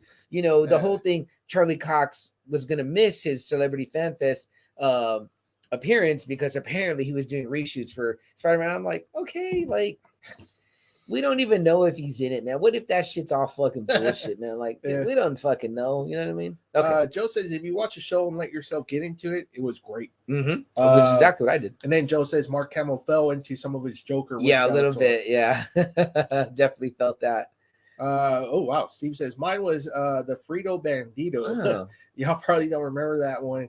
Frito Chips mascot. I do. I've looked up pictures of him because I think he was already gone when like in our time or whatever. But yeah, I mean, he said that was his favorite hero. I was gonna say I would think the Frito Bandito might have been a victim here of cancel culture now, because apparently Speedy Gonzalez is racist, and so is who's the other? Pepe Le Pew is a sexual predator. Yeah. So, I was like, holy fuck, man! Right. Like. Okay, you could find some, and Lola Bunny was over sexualized. They had to desexualize her, which I was like, kids don't know what the fuck that means. Yeah, I was like, honestly, I don't think Bug's scared. The moms that are saying that Lola Bunny was over sexualized are the same moms that are still giving their kid the tit when it's like 8 years old. I'm like, how does that work? You know what I mean? Like, it doesn't make a lot of sense. So there's that. Let's see. Jason says, I have the He-Man comics. Oh, Jason, really? Which one, the DC or the Marvel? Jason, I want to see those He-Man comics. Send us some pictures, brother. He says, did y'all, what brews were we drinking? We got Dos Equis Lime, and we're drinking Shiner Light Blonde, sir, also. That's all we got up here right now. Double A's wife snagged a couple of beers. So Chris says, haha, throaty, the voice. We also said Dodgeball. Yeah, yes. Dodgeball. That's right. He was in Dodgeball, and he was fantastic in that. Stephen Root, right? Great actor. That was in reference to the writing. I want him to write. Yeah, me too. Yes, Chris, we're gonna talk about some writing stuff for sure, man. Let's see what else. Joe says, imagine if we hadn't seen Abomination in the 10 Rings trailer. Yeah, I would have blown up over that, especially that he looked more Abomination-y. I would have been like, oh, okay, it's It's improved. It's better, you know. So speaking of that, the trailer is interesting. It looks interesting. yeah, I saw the Ching-Chi one at the theater. I'll go watch it. It looks interesting. Like it looks cool, whatever. So yeah, and I want to thank Joe and Lucky for not watch this for the advice on Old. I hadn't even heard about it, and because of their recent episode, I checked out the trailer, and then I didn't know that. I knew about that for I hadn't known about it or whatever. But what came out today, guys, was the Green Knight. No spoilers. I do want to see that. We need to catch that. I want to see it Sunday. Okay, I'm gonna try and see it Sunday because I love anything King Arthur. Yeah, I love Camelot, Arthur, Lancelot, Gawain, the Holy Grail. I'm in that stuff too, man. Guinevere, the Triangle, the Excalibur. You posted Avalon, Excalibur recently on the Friday Night Faithful group. I love that whole shit. Just give it to me. You gonna go with the wife and kids or do a solo? Me, actually, my wife and my daughter, because she actually loves Excalibur. She loved the movie, which I was really surprised with. So that's a great movie. Helen Mirren's boobs. Yeah. Also Merlin. Great. I forgot about Merlin. Great and boobs. Morgana Le Fay, you know? Yeah. So, I love the Arthur Legends. Love it. I'm there for everything. I've seen Sword of the Stone. I've seen King Arthur with Clive Owen. Nice. Nice. You know, so, did you watch the one with the other kid? The kid from King Arthur was called King Arthur. The kid from Sons of Anarchy. I didn't. It's like a modern twist, though. I think that one. Something like that. Yeah. It's got modern music, I know, but the end song is badass or whatever. Really First badass. Night. Same First Night. Oh, First Night's good. I like First Night. Yeah, but our other guy is in it. Grindelwald, not Grindelwald. Dumbledore. Fuck, what's his name? Alfie. Jude Law. Yeah, Alfie. That's a good movie too. Yeah. Let's see. Chris says, and Wong. Yes, Wong also is going to be. Oh, real quick. I also said that when I die, I want to be sailed in a boat, and I want someone to shoot me with the fire arrow. I can start practicing. Just like Arthur when he sails to Avalon. Very cool. That's a sweet death. They call that the Viking death. Viking funeral. It's right there, guys. Double A. Y'all are invited. Steve says, having fun with this show, guys. And do you remember the Excalibur car? Ooh. No, I don't remember that. I'm thinking 70s. Okay, Steve says he's thinking the 70s. No, Steve, shoot a picture into the group of the Excalibur car. I want to see that. Guys, great comments, man. We love you guys being here and talking about it with us. We're going to get right back into He-Man. But Joe says, remember the King Arthur cartoon when we were kids? I do remember that. I think it was called King Arthur and the Knights of the Round Table, I think, or something love like that. Too. Knights, Round Table. Yeah, they were like... they had like battle suits or something like that, right, Joe? I remember that kind of. It was pretty sweet. Badass fighters in the realm. Mm-hmm. Shit, I'm all for it. Yeah, well, let me know. Maybe we'll team up. I'll take the lady because she likes creature stuff, and I haven't shown her the trailer yet, but she'll definitely dig the way that Green Knight looks. So that movie looks super cool. But guys, we're not talking any more Green Knight because we're talking all things Motu. That's what we're talking. This fucking barbarian. Yeah, that's what those in the know call it. Masters of the Universe, Revelation. Great, amazing job by Kevin Smith. Excuse me. His co-host on Fat Man Beyond, Mark Bernardin, also wrote some episodes, and his partner, the J to his Silent Bob, Jason Mewes, was also a voice in the show as Stinkor, a classic character returns in Stinkor. Man, the skunk. Even the figure smelled, you know what I mean? Like, that's so cool. So guys, let's get right back into it and but continue talking about Masters of the Universe, Revelation with He-Man. And let me see here, make sure we're all set to go. Yep, and we're back, guys. So thanks so much for hanging in there with us while we address the comments in the Facebook Live audience. Great stuff from the Friday Night Faithful and you, the Friday Nighters. Guys, don't forget, if you're not already a member of the Friday Night Faithful group, go and join it and join the conversation and talk with us. All the stuff we talk about, from music to movies to comic books to news, the new Ghostbuster trailer. You know what I mean? Yeah, especially if you're seeing us on YouTube. If you see like the middle parts between our recordings, you'll get more conversation about a lot of other stuff too. Totally. We go all over the place. We were just talking about King Arthur. So yeah, and the Green Knight. But tonight the conversation is actually about He-Man. Well, it's not He-Man, it's Masters of the Universe, Revelation. Now, what do you think, Double A, about what some people said, like, oh, it's not focused on He-Man? You know, like, and some people are like, oh, that, like Friday Night or Joe said, it got leaked that Tila was the lead and that He-Man wasn't in that much, and people got pissed off. So I want to hear your answer. But before I do, I'm going to tell you my quick assessment, which is that if you just do exactly what was done in the 80s, how is it any different? How did you modernize it? How are you telling a different story? You know what I mean? Like, you're not. You're just rehashing what was already there. Go watch the old 80s cartoons if that's what you want. This is what's going on now with the characters. It was kind of cool because it kind of showed a what if. So let's kind of finish first before I answer that. Let's kind of finish our first episode, kind of detail. The Excalibur car. Steve sent us that. Very beautiful car, Steve. Love that right there. If you can kind of get a glimpse of that. Way off topic. Let's finish up episode 1 before I answer that. Yes. Okay, so, great. So Mossman has just been burned. Yes, He-Man goes nuts. Piss. And he takes the power sword and he goes at Skeletor. And Skeletor's like, because we find out Castle Grayskull is kind of like it's fake. It's not real. Yeah. It's an illusion. Right. Behind what's really. It's this orb of fucking magic. And it's wisdom. It's everything. It's everything magical.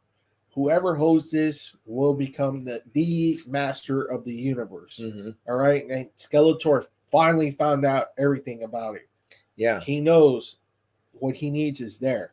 Yeah. He says, I don't need. But there's only one way to get it. Right. Yeah. He goes, there's power within here. So I need to tear Grayskull down brick by brick. So he does what he has to do to incite the rage of He-Man. Burns Mossman to a fucking crisp. And He-Man rages at him. He comes like this. Skeletor's kind of standing like in a spot, a weird spot. He-Man comes charging at him, stabs him right there. And he starts laughing. And he tells him a great line, right? Which, notoriously, the cartoons were like meant to be anti-violent. Even listening to the Grayskull, the Grayskull doc, Dolph Lundgren says that they kept getting told by Mattel that he can't kill. Yeah. He-Man can't kill. And we're like, he's a barbarian with a sword. You know what I mean? Like, what do you mean? They're like, no, it's not violent like that. And they're like, okay. So it's a great line in Revelation where Skeletor says, you finally used that sword the way you were supposed to. So it's kind of like there's all these nods to the shit that we thought too, like stab these motherfuckers, cut their goddamn arms.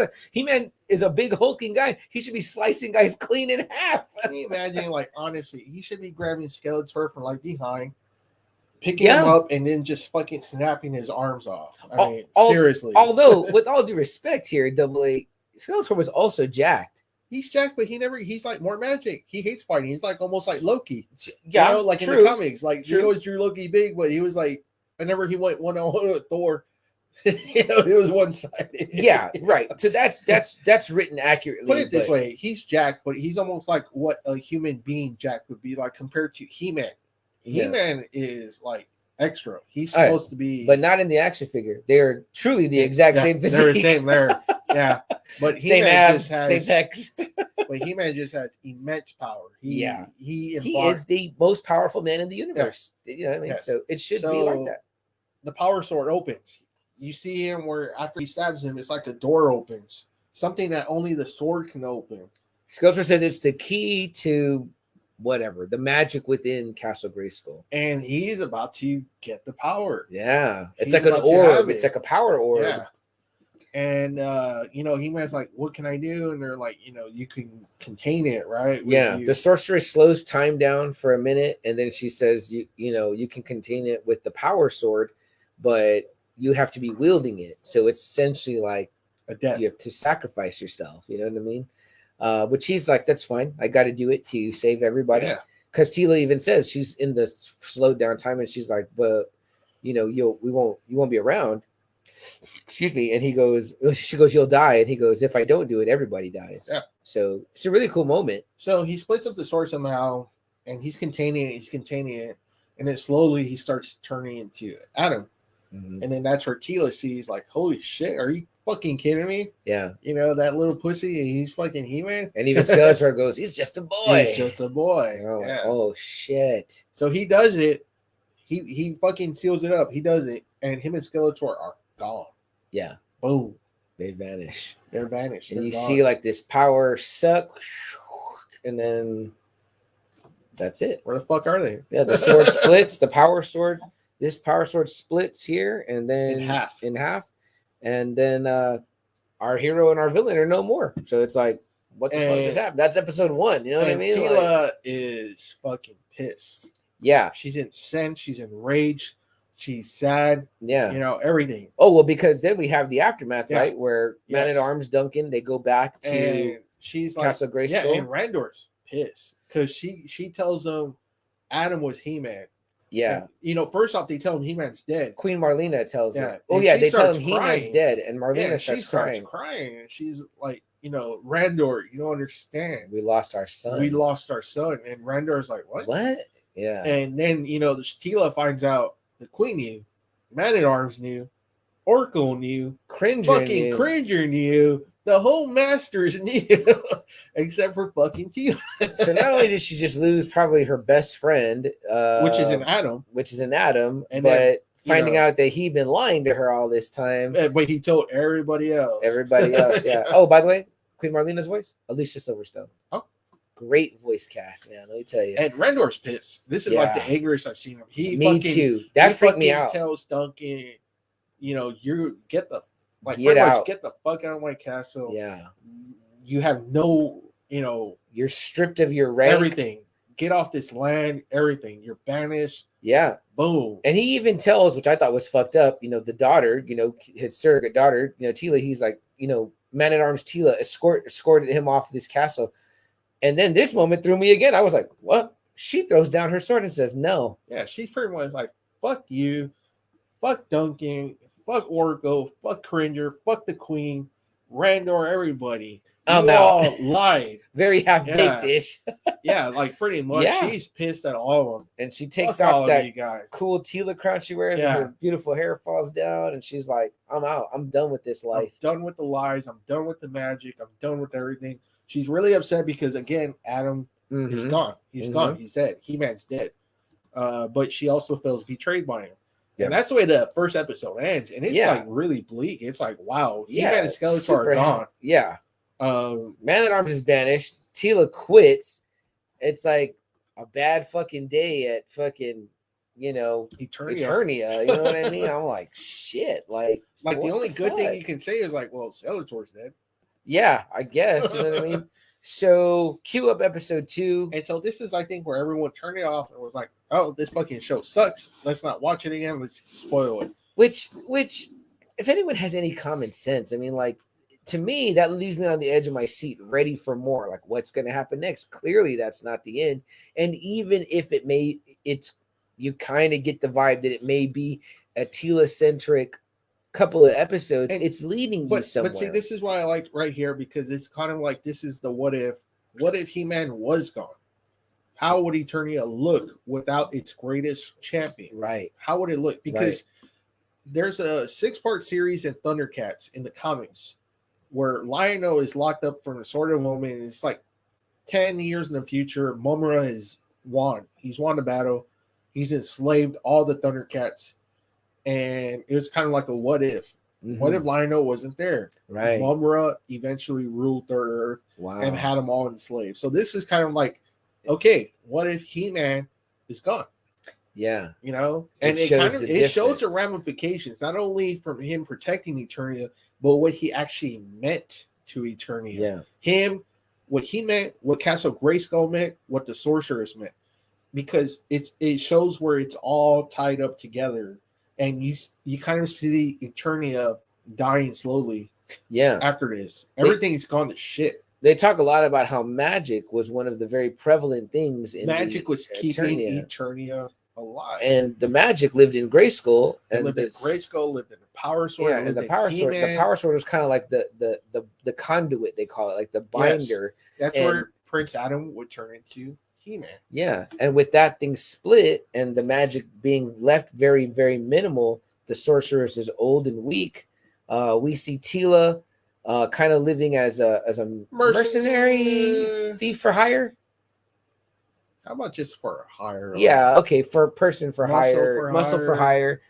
She's got a partner, Andra, which apparently was a character in the 80s cartoon, a very minimal character. Did you watch the actor show? No. There's an after show on Netflix with Kevin Smith. They all go into it. She says, the girl that does her voice says, this character was a character that came out in the comic book, I think, one issue and was white.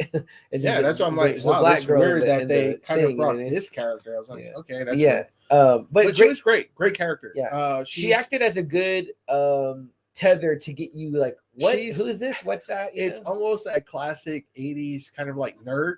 The Donatello. You know, the who else would be like that kind of nerd? If you've seen the Power Rangers, it was like Billy the Blue Ranger. Yeah, great reference. I didn't think about that. Not a great fighter, but the tech stuff saves her. That saves her along the way. And also kind of the wide-eyed, like, I want adventure type person. Yeah. Like, what, you fought with them, you were part of that, you were a master. So that's really cool. Like, to her, all this stuff was just legend and lore, and now it's like, wow, I'm hanging out with the person with that Tila. With that lived the one that fought next to He-Man. Which I would have thought she would have been as iconic, and we would have known her just as much. You know what I mean? But to me, I also like this AA because in the old 80s cartoon, you didn't really have a chance to explore the other characters. It's like, it was always like Skeletor's up to no good, He-Man thwarts him, and everyone is an aside. So I'm like, oh, this is cool. Like, it's bringing a little focus. And again, for me, in my mind, I'm like, this is for us now. This is for the adults our age that loved He-Man then, and that, although it's no bad words and no real blood or violence or sex, which is great. I'm glad they did it. Yeah, I could show it to my nephew. You know what I mean? Yeah, I'm glad they did it. And they make it in a great way where you don't really you understand that there's a background, but you don't need to have seen that one, because I haven't seen those in years, and I was still able to feel all the nostalgia and still really, really enjoy it. Like I said, just I have the power, and the change the first episode got me right where I needed to be. And trust me, that's probably the one out of all those cartoons that probably hasn't aged the best. Yes, I have tried to revisit. So go back and watch them and see if this isn't a fucking improvement. Yeah. I would love to watch this series that you have. This one was really good. I would say that one should have been. This one should have been a sequel to this one. I see. Okay. Now, does that one pick up right where the 80s one left off? Okay, it's almost different. It's a reboot. A reboot. Okay, great. So, anywho, so we're her and Tila, they get odd jobs here and there. They steal this magic glove from Stinkor. Yeah, and, man, they make that shithole look like it really stinks like ass and piss and vinegar and all the worst fucking smells of magic. And they do their job, and right away they're hired by someone else. Yes, and Tila's like, does this have anything to do with magic? Anything, right? Because Tila is done with magic. She's like, magic has just fucked up everything. Yeah. Screw that, blah, blah, blah. But then, this old lady throws a whole bunch of rubies and jewels. It's like a shitload of money, apparently. Your classic pouch of treasure type thing. Yeah. And her partner, Andra, is like, hey, this is like double what we normally make. Like, let's go for it or whatever. And especially when the old lady says, you got to steal the next thing from Snake Mountain, right? That's what she says. She got to go to Snake Mountain. And Tila right away is like, okay, I'm in or whatever. And then she's like, her partner Andrea is like, are you crazy? Like, isn't that place all like, filled with bad guys? And then that's where she has that flashback where it shows her, her and He-Man. With He-Man. Beating the shit out of, what's his name? The big tail. Yeah. Whiplash. Yeah, Whiplash. Yeah. And, they're having fun. And, they're like, to me, this was cool because I was like, oh, maybe this is how we're going to get He-Man like in a lot of flashbacks of the classic adventures, which I thought still would have been fine, because I'm like, oh, this is still fine, because otherwise the story is going to be what? He-Man whips ass. Like you said, he's the most powerful guy in the universe, AA. How thought-provoking can you write that? You know what I mean? So it's like, if they just have him in flashbacks, it's still cool. At this point, you almost need He-Man like to be like the Hulk in Marvel. Or even in Superman in the DC universe. Right. Very little. Right. Because he can fuck shit up. There's just no one to stop him. He can beat Beastman. Yeah. He can beat Tri-Klops. He can beat Trapjaw. It's like... And it's funny, speaking of Superman, like I'm super into the Superman and Lois show going on right now. And I have to admit, I love when he's Superman, because he does, I think, look like a cool Superman. And it's Superman, so you still geek seeing him on screen. But I have to admit, sometimes the Superman parts are not as daunting as the way that they deal with him when he's in trouble. Is I'm like, this is kind of like, it's hard to do stuff like that. How do you get him in trouble? What makes it really interesting is seeing him in this particular version of this show dealing with the fact that he has 2 twin sons and one of them has powers and they move back to Smallville. It's like, wow, you're kind of seeing Superman as a dad, and that makes the story really interesting. And that's kind of why I was okay in this with the Tila, you know, maybe like, okay, maybe we're giving her a little bit of a leading role, which in my mind would be for a couple of episodes, and then you may focus on, like I said, other characters, you know. But either way, they were spinning a good tale with like, he sacrificed himself, and now you're right, the what if, the aftermath without.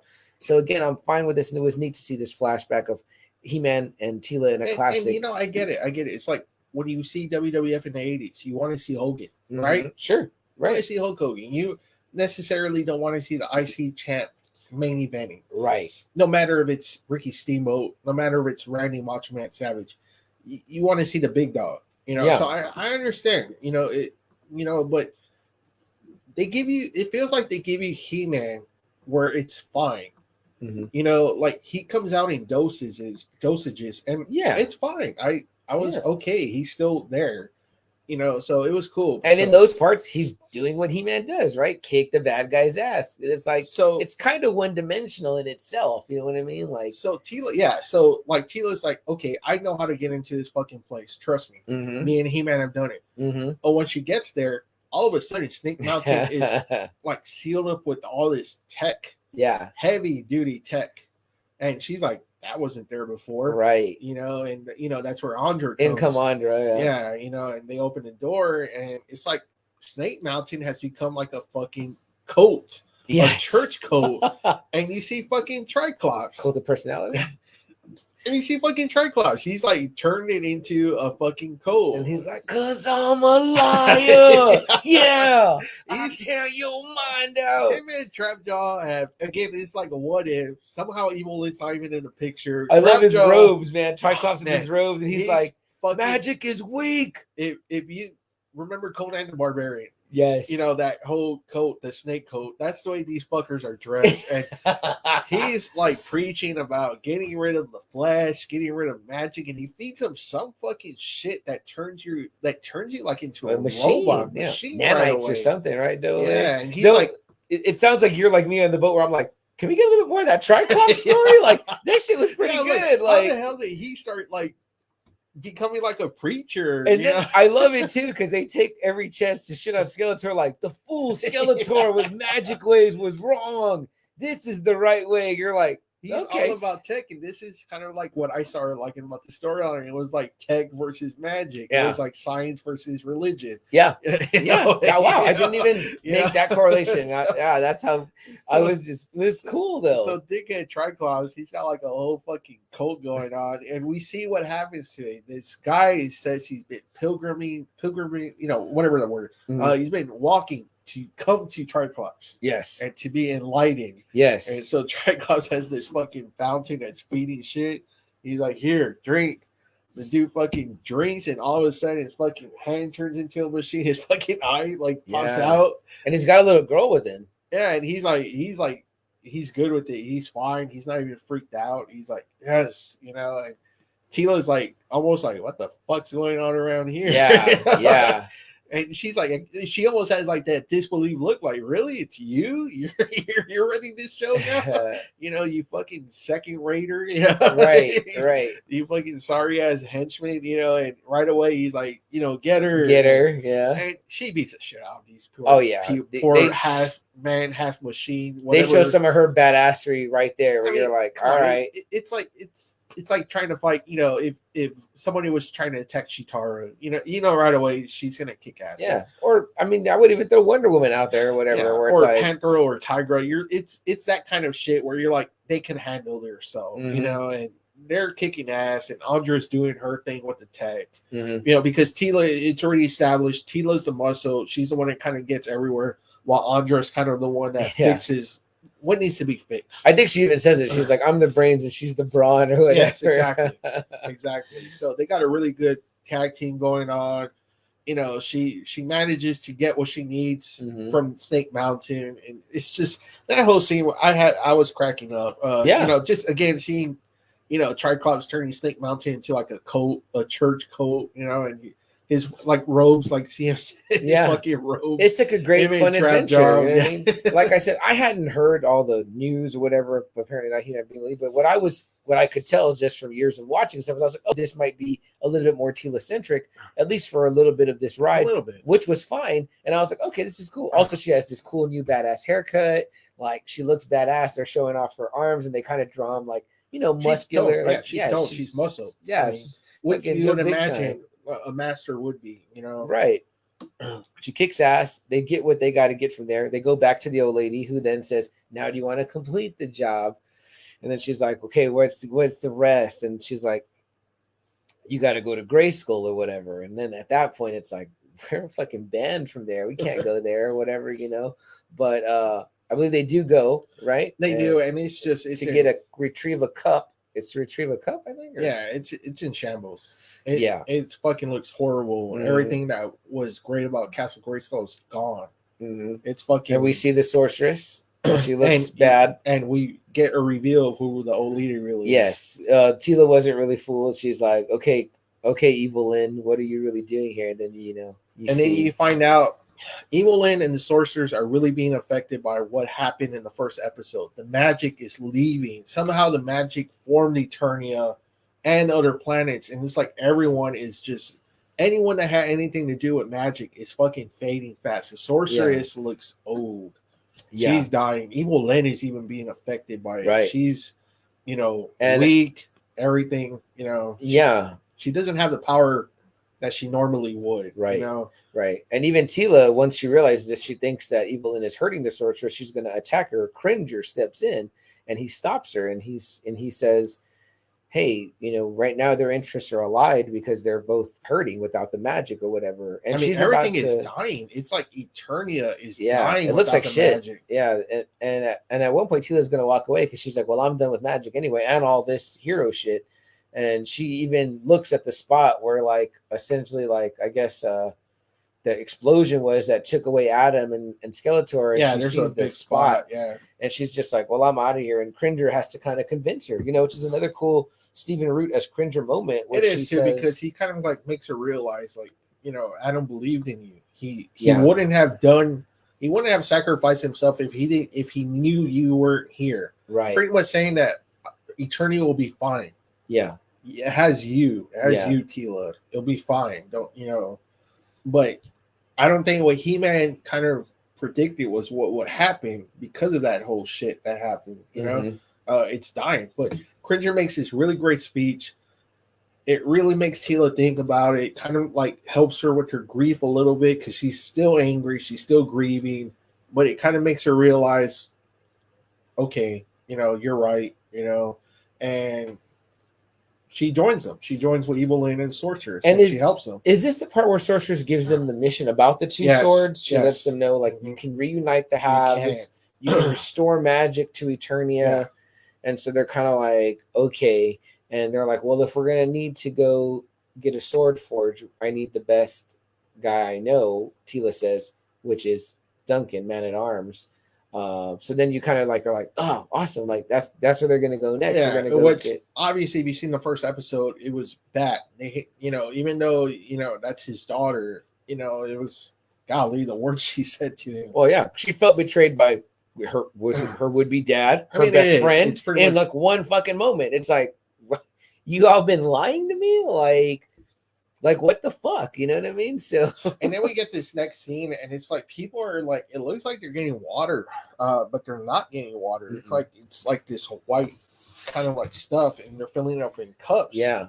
And this old man kind of like falls and trips, and it pours out of the cup, and it starts kind of like growing, like fast roots. Like roots and you see another guy get pissed, like there's not that much magic left in here, and you fucking got it, and you tripped and you wasted it, and they're about to beat his ass when you see this other figure come and stop that from happening. It's Duncan. Yeah. And how about him? He looks badass, right? Great, with the kind of samurai, the Ronin samurai look and the beard. I'm like, still a badass fighter, still big, still muscular. He's there. He's banished.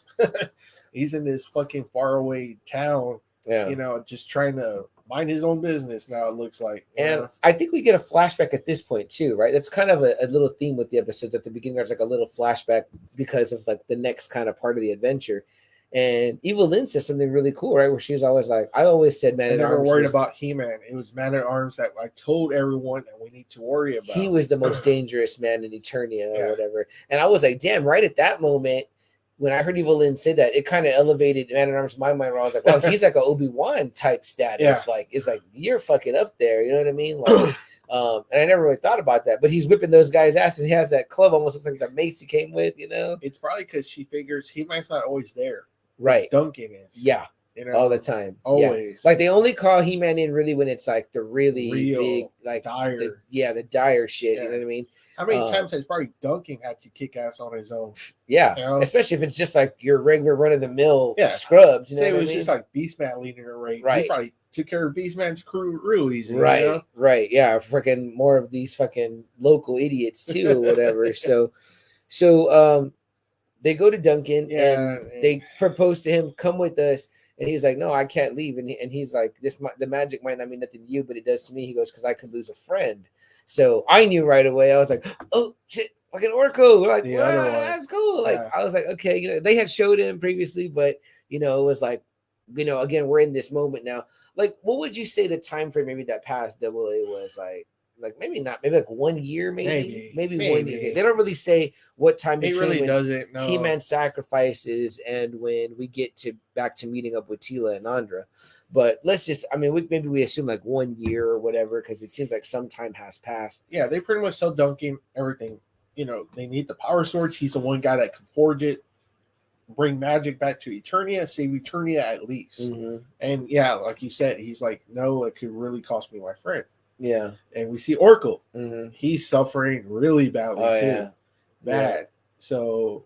And he drinks the magic cup of water and it makes him a little bit better. And he's happy to see Teela and I kind of feel like he's even happy to see Evil-Lyn. Like it reminds him of like, you know, well, he starts to kind of go on about that, like, oh, the old adventures, and like that was the best time of my life. And he pretty much asks, like, well, when Duncan says no, he's not going to go, you know, he says, well, take me, like, let me have one last adventure. That flashback, is it the merman one?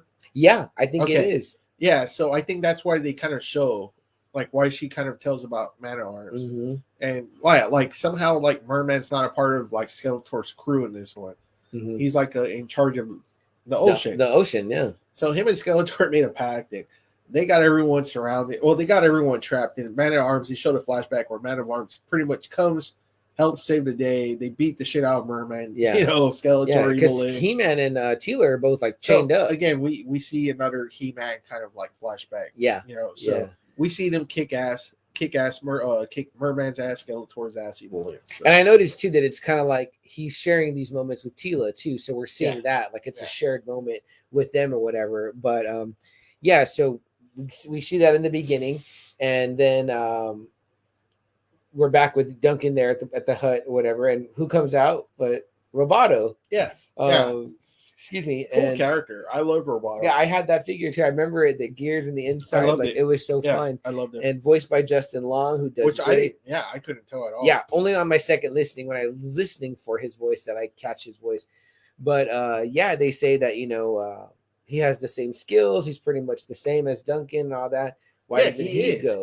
Yeah. I don't remember that as part of the story. Me neither. But he's like, well, I'll go instead since Duncan can't. And Teela doesn't want him to go anymore because she's like, go and protect the sorceress because Tri-Klops is fucking. Evil-Lyn, I think, tells him to go protect her. That's where he's needed. Yeah. Guys, we're going to take another quick break. Read some comments. We'll be right back. All right, guys, we led right up into that moment or whatever. You take okay. And let me take a look at the comments here, guys. Let's see what you guys have to say. Thanks for staying with us and joining us live here. Let's see. Steve, yes, we saw the car. Very cool, that Excalibur car. What is that, Rolls Royce, Steve? Steve also says they made He-Man a puss where he couldn't kill. Yeah, they did. I mean, but that's like everyone. Lion-O couldn't never kill, and Optimus couldn't kill. They fucking had Megatron kill everyone in the movie. But I was going to say, it was just the 80s. Even the G.I. Joes, which were military guys, couldn't kill. You know what I mean? They use these laser guns. Yeah, I know. And I always say it's funny because, like, I'm like, they're always like, "Oh, Cobra Commander's leaving. Oh, let him go." Like, really, Yeah. motherfuckers? He's like the #1 terrorist. No kidding, right? You're just gonna do it next week. Jason says, I have the mini series of He-Man and I am Those looking mini for series are books. great, CM. The ones that came with the toys, Oh, because it was wow. a different storyline in the comics. Yeah, I think I remember hearing that. He wasn't a prince in the comics. He was a barbarian. Like a barbarian. And the sorcerers gave him like the armor and the belt Oh, and everything. wow. And that's what kind of gave him more power. Very It was cool. really cool. Okay. It was really, really cool. Yeah, Jason, I'd love to see those sometimes, man. Take a picture of them for me. Rizzo says Tila Tequila. Yeah, she was also, I saw her on Pornhub. So Hey. I was like, I MySpace carried her over, so she made it. Steve says, I'm out, guys. Later. Steve, we appreciate you being here, brother. We'll catch you next Friday night. I don't know who's still hanging out with us. If you're still there, we appreciate you being there. We're talking all things guys, Masters what did of the you Universe think? Revelation. Whoever did see it, what do you guys think of Revelation? Are we the only two idiots that liked it, or should we join the group, the crowd, and say fuck Kevin Smith and fuck this new Master of the Universe? And I'm not joining because I was geeked and I knew the people that I knew. Like, I think that what do you think your brother Boy would say as a fan? Do you think he would? I don't know. I honestly don't know. I don't know. I don't think he would be like Jack. He might not like it. I don't know. Because Jack, after 2 episodes, was like, oh, I can see where it's going. Number one, he thought that Tila and Andra were lesbians. I was like, that would be a little too obvious or whatever. You know what I mean? In my opinion. And then he was like, oh, it's going to be all about Tila. She's going to become the new Master of the Universe. And I was like, maybe she is, because it kind of did feel that way, you know? Yeah, but then when he saw her with, when he saw her He-Man, you can obviously see she she's enamored. You know what I mean? So. Like, well, I mean, who wouldn't be? I mean, he's fucking He-Man or whatever. But I also get the vibe that she liked Adam more. You know what I mean? That there was something I think she liked Adam as a brother. Oh, really? Yeah. That's got to be a weird. That's what I'm saying. I think when she realized what He-Man, I was like, oh, shit.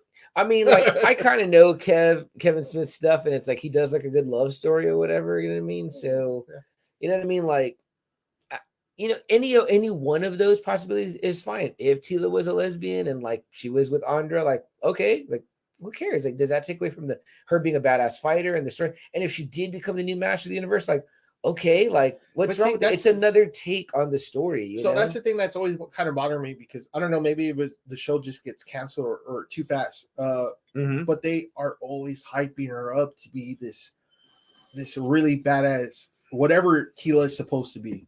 Even in this other series. Yes, okay. Yes, because it's established that she's the sorceress's daughter. Right. So they're always making it sound like there's something really, really special about Tila herself, that maybe like she would be able to be taken over as a sorcerer's role. Like she could be that powerful. I mean, they never get a chance to fully develop her. Yeah. You know, like it really should be like the sorcerer should die, she should be coming, and then He-Man, you know, where they would fill that role. Yeah. Because obviously, we'll get into it in this next one, but you see in a later episode of this series, there was another sorcerer. Right. You know, so it's kind of like, well, there's a line there too. Yeah. Just like there's the champions. Yes. There's a line there too. So, and that's what I told Jack. To me, like, but they never get to develop that because this one got canceled, and you know, hopefully they're able to actually develop Tila to actually reach her full potential of what is she, you know, almost like, could she be more powerful than He-Man? Right. You know? And I, you know, let's bring that in when we come back right now. Let's see. Let me see. Rizzo says she made it. Yeah, tequila. Yeah, she sure did, man. Double A did say she could be more, so maybe this Tila could be as great as Tequila is. Hey. Joe says, "Fuck no, I can't wait for the next episode." I feel you, brother. Joe says, "I want She-Ra." I want you. Yeah, me too. Oh, what is up, Alfred in the house? Hey, man. See, man. First we make some auctions, then Alfred makes it on our show. What is going on, my brother? Alfred, did you see He-Man or Master of the Universe Revelation? Yes, Alfred. And if you did, what were your thoughts on the show, man? If not, what were you watching? Or if you're doing that on your podcast, let us know and we'll listen to your podcast. For sure, man. Great episode on Black Widow. He says he loved the Revelation. I'm saying so good, right? So good. I think guys our age thought it was good. It was I don't want to call them the woke generation. I don't want to call them anything. It was these fucking internet whatever they are. And that Alfred can't wait for the next Yes, episode. thank you. That's Alfred and Joe. That's two separate podcasters right there.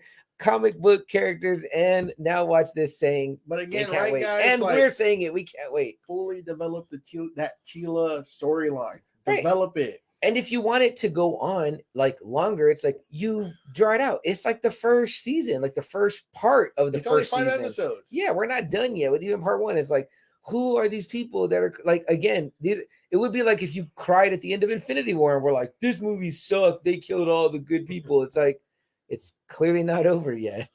Alfred said the vehicles were so dope. Yes, man, the Shark Tank, like the fact they brought that back, and then Tri-Klops had all that other one. And then he said, and then he said felt like it had real stakes, and it did. The fucking planet itself. That's what I told our buddy Jack, who was kind of like, oh, I feel like it's going this way. I said, what are you going to do? A bunch of 80s episodes where it's like He-Man comes and punches the screen, and then that's it. It's like, we'd be bored out of our mind. And like, you know, it's not for my, hey, that was great for that era. It really was. That was really great. Yeah. That's all kids wanted to see. Yeah. When we were all right here, 25 plus years younger, and we're like, oh, that's all I need to be stimulated. It's like, you think you're going to stimulate my freaking nephew who plays Fortnite now with that shit? That shit ain't going to work, man. I mean, like, they're more advanced in the cartoons they're watching. I'm like, what the fuck? Sometimes I think that's why DBZ always had to love, because you know they killed their characters. Right. You know, you actually saw Goku die. Yeah. Yeah. So I mean, hey, that's fucking badass. You know what I mean? Like, there is that. You know, this again, the stakes are there. Gabe Flores in the house says, "Man, late to the party." No, you're not. You're here, Gabe. You're here now. Joe says that people were honest. The old shows weren't that great. I tried to rewatch, man, and I was glad when I watched Thundercats with Jerry D. It was very good, but He-Man, He-Man, the Masters of the Universe is probably the one cartoon that really hasn't aged very well. Hey, my comic book peeps that are in here right now, this is what I was trying to tell Double A. I watched that Grayskull doc on Netflix, and J. Michael Straczynski comes out quite a bit, and he was very pivotal in the creation, I think, of She-Ra and of I was Hordak. like, wow. Yeah, and he was saying that they didn't. He said, I don't know who wrote those little buffers at the end. You know, when the whatever Reagan and his people were saying that like these cartoons got to be made good for kids, so they would put that little lesson at the end, and they were all like, that shit was bullshit. We don't even know who wrote those or whatever. Like the people that were writing the episodes and trying to weave the story were like, man, we were trying to give it like a little bit more or whatever.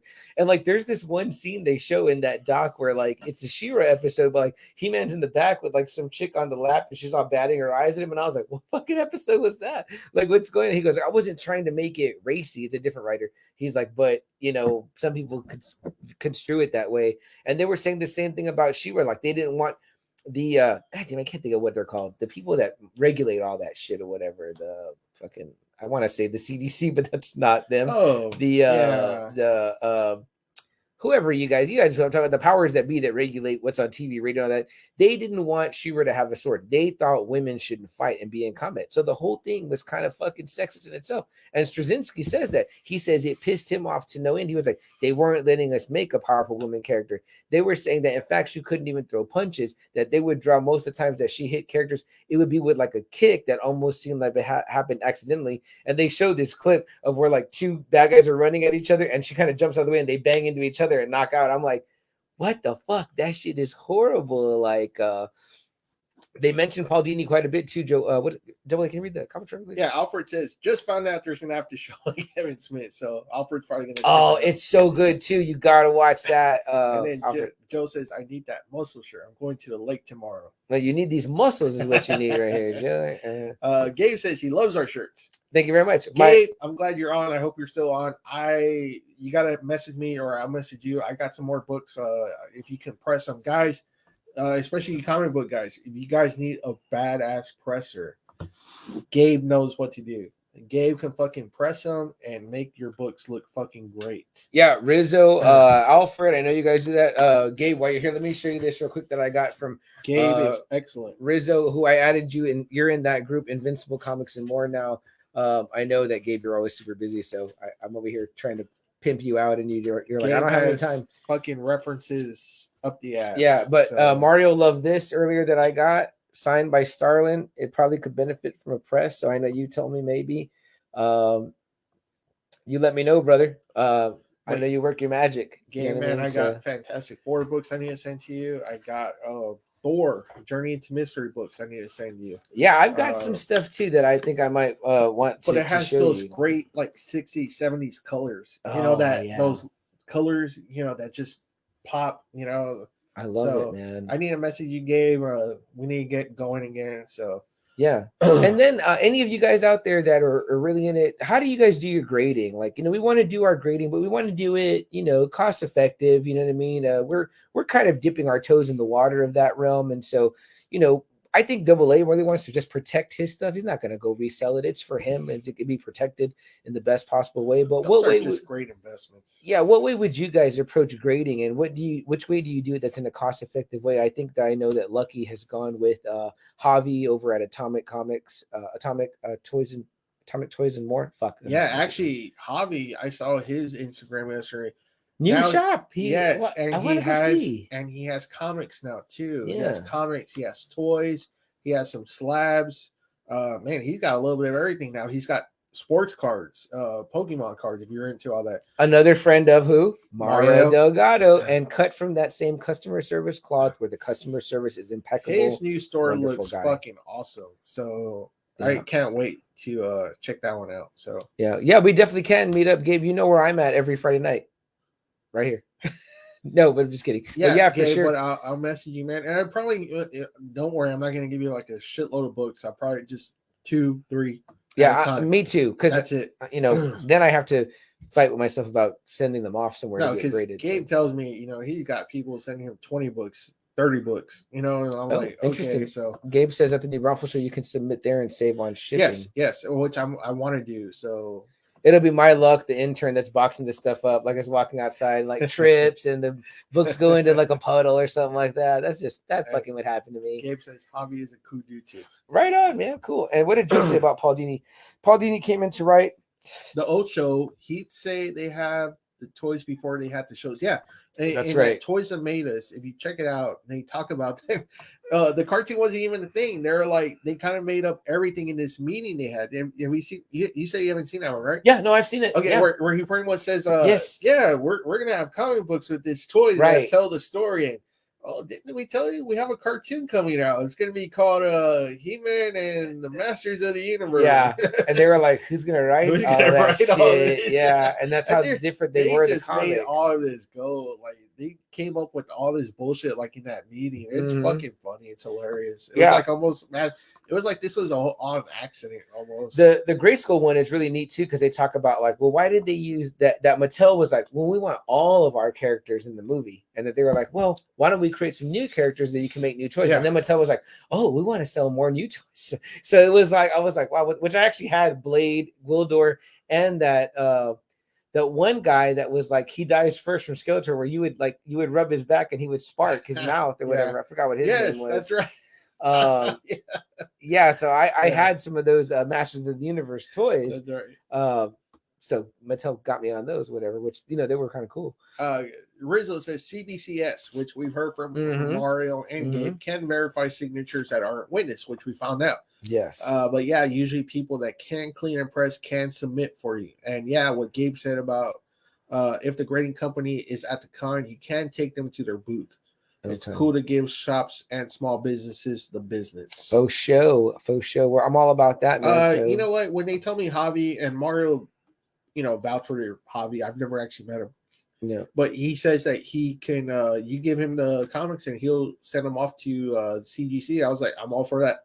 Because me trying to box up these comics, I'd probably be worried. And I'd probably be afraid I fuck something up and, not ship it to the right spot or something. So I'm probably going to be doing that. As soon as Gabe gives me back the fucking comics after he's pressed them, I'm probably going to send the Javi, give him some business so he can send them off to CGC. And well, let me know so we can go together. And Alfred, I really trust that. So Alfred, if you're still out there, man, we got a cocktail to have tomorrow and meet up. I owe you a little money.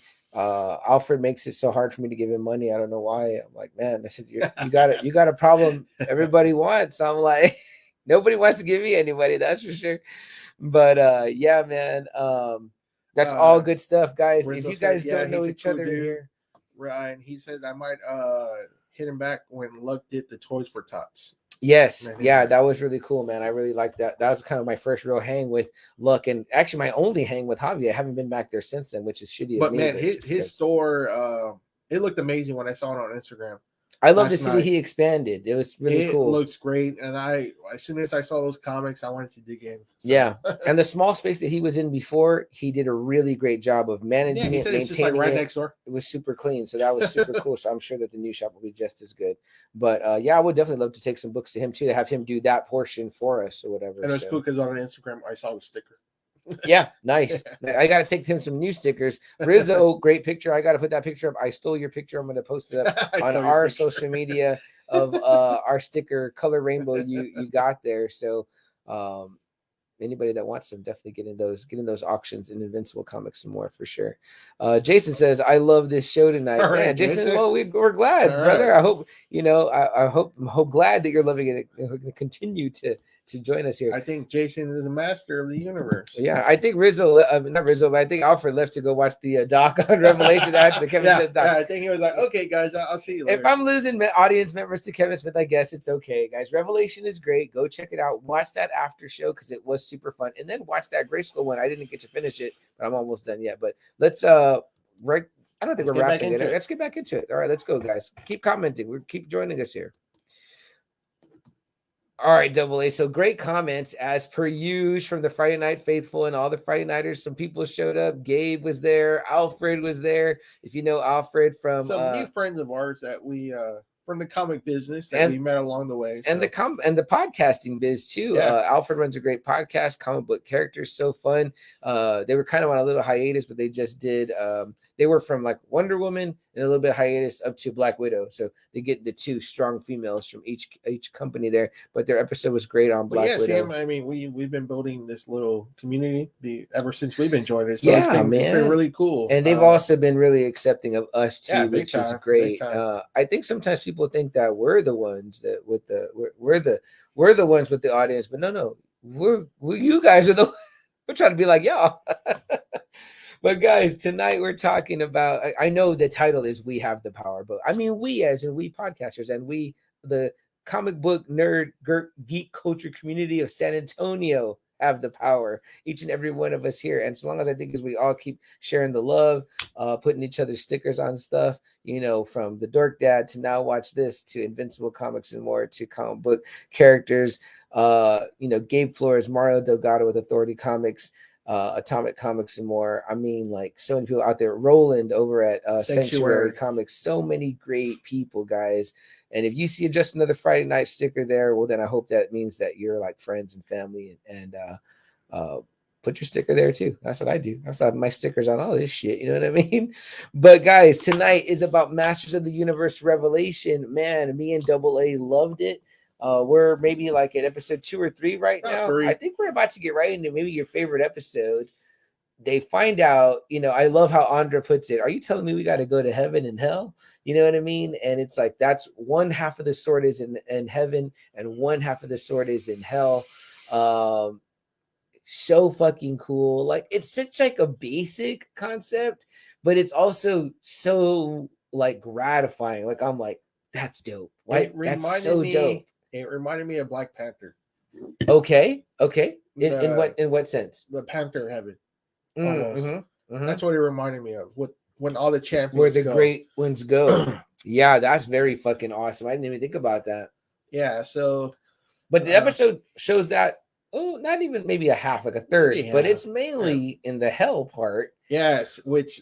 Man, they come out with Scareglow. I was like, holy shit. Dang. No, and he looks so cool. Fucking very cool. And I looked up that figure, like, because, they did the He-Man figures have been re-released for a while, right? You can find them pretty much anywhere. But the Revelations figures are now out, too. And apparently you're not able to find them. And apparently that Scareglow one is really hard, again. To find, right? Again. Like the classic one. And it looks badass, though. Nice. I'm like, fuck, that looks fucking Tony cool. Todd, if you ever heard his voice in Candyman or, whatever movie, even better in this. You think they put a little effect on it, or it was just? It sounds like. Oh man, when he was like, "Let me taste your fear," I was like, "Whew, that shit gotta give me chills." I was like, "It was fucking badass." Perfect villain for this episode.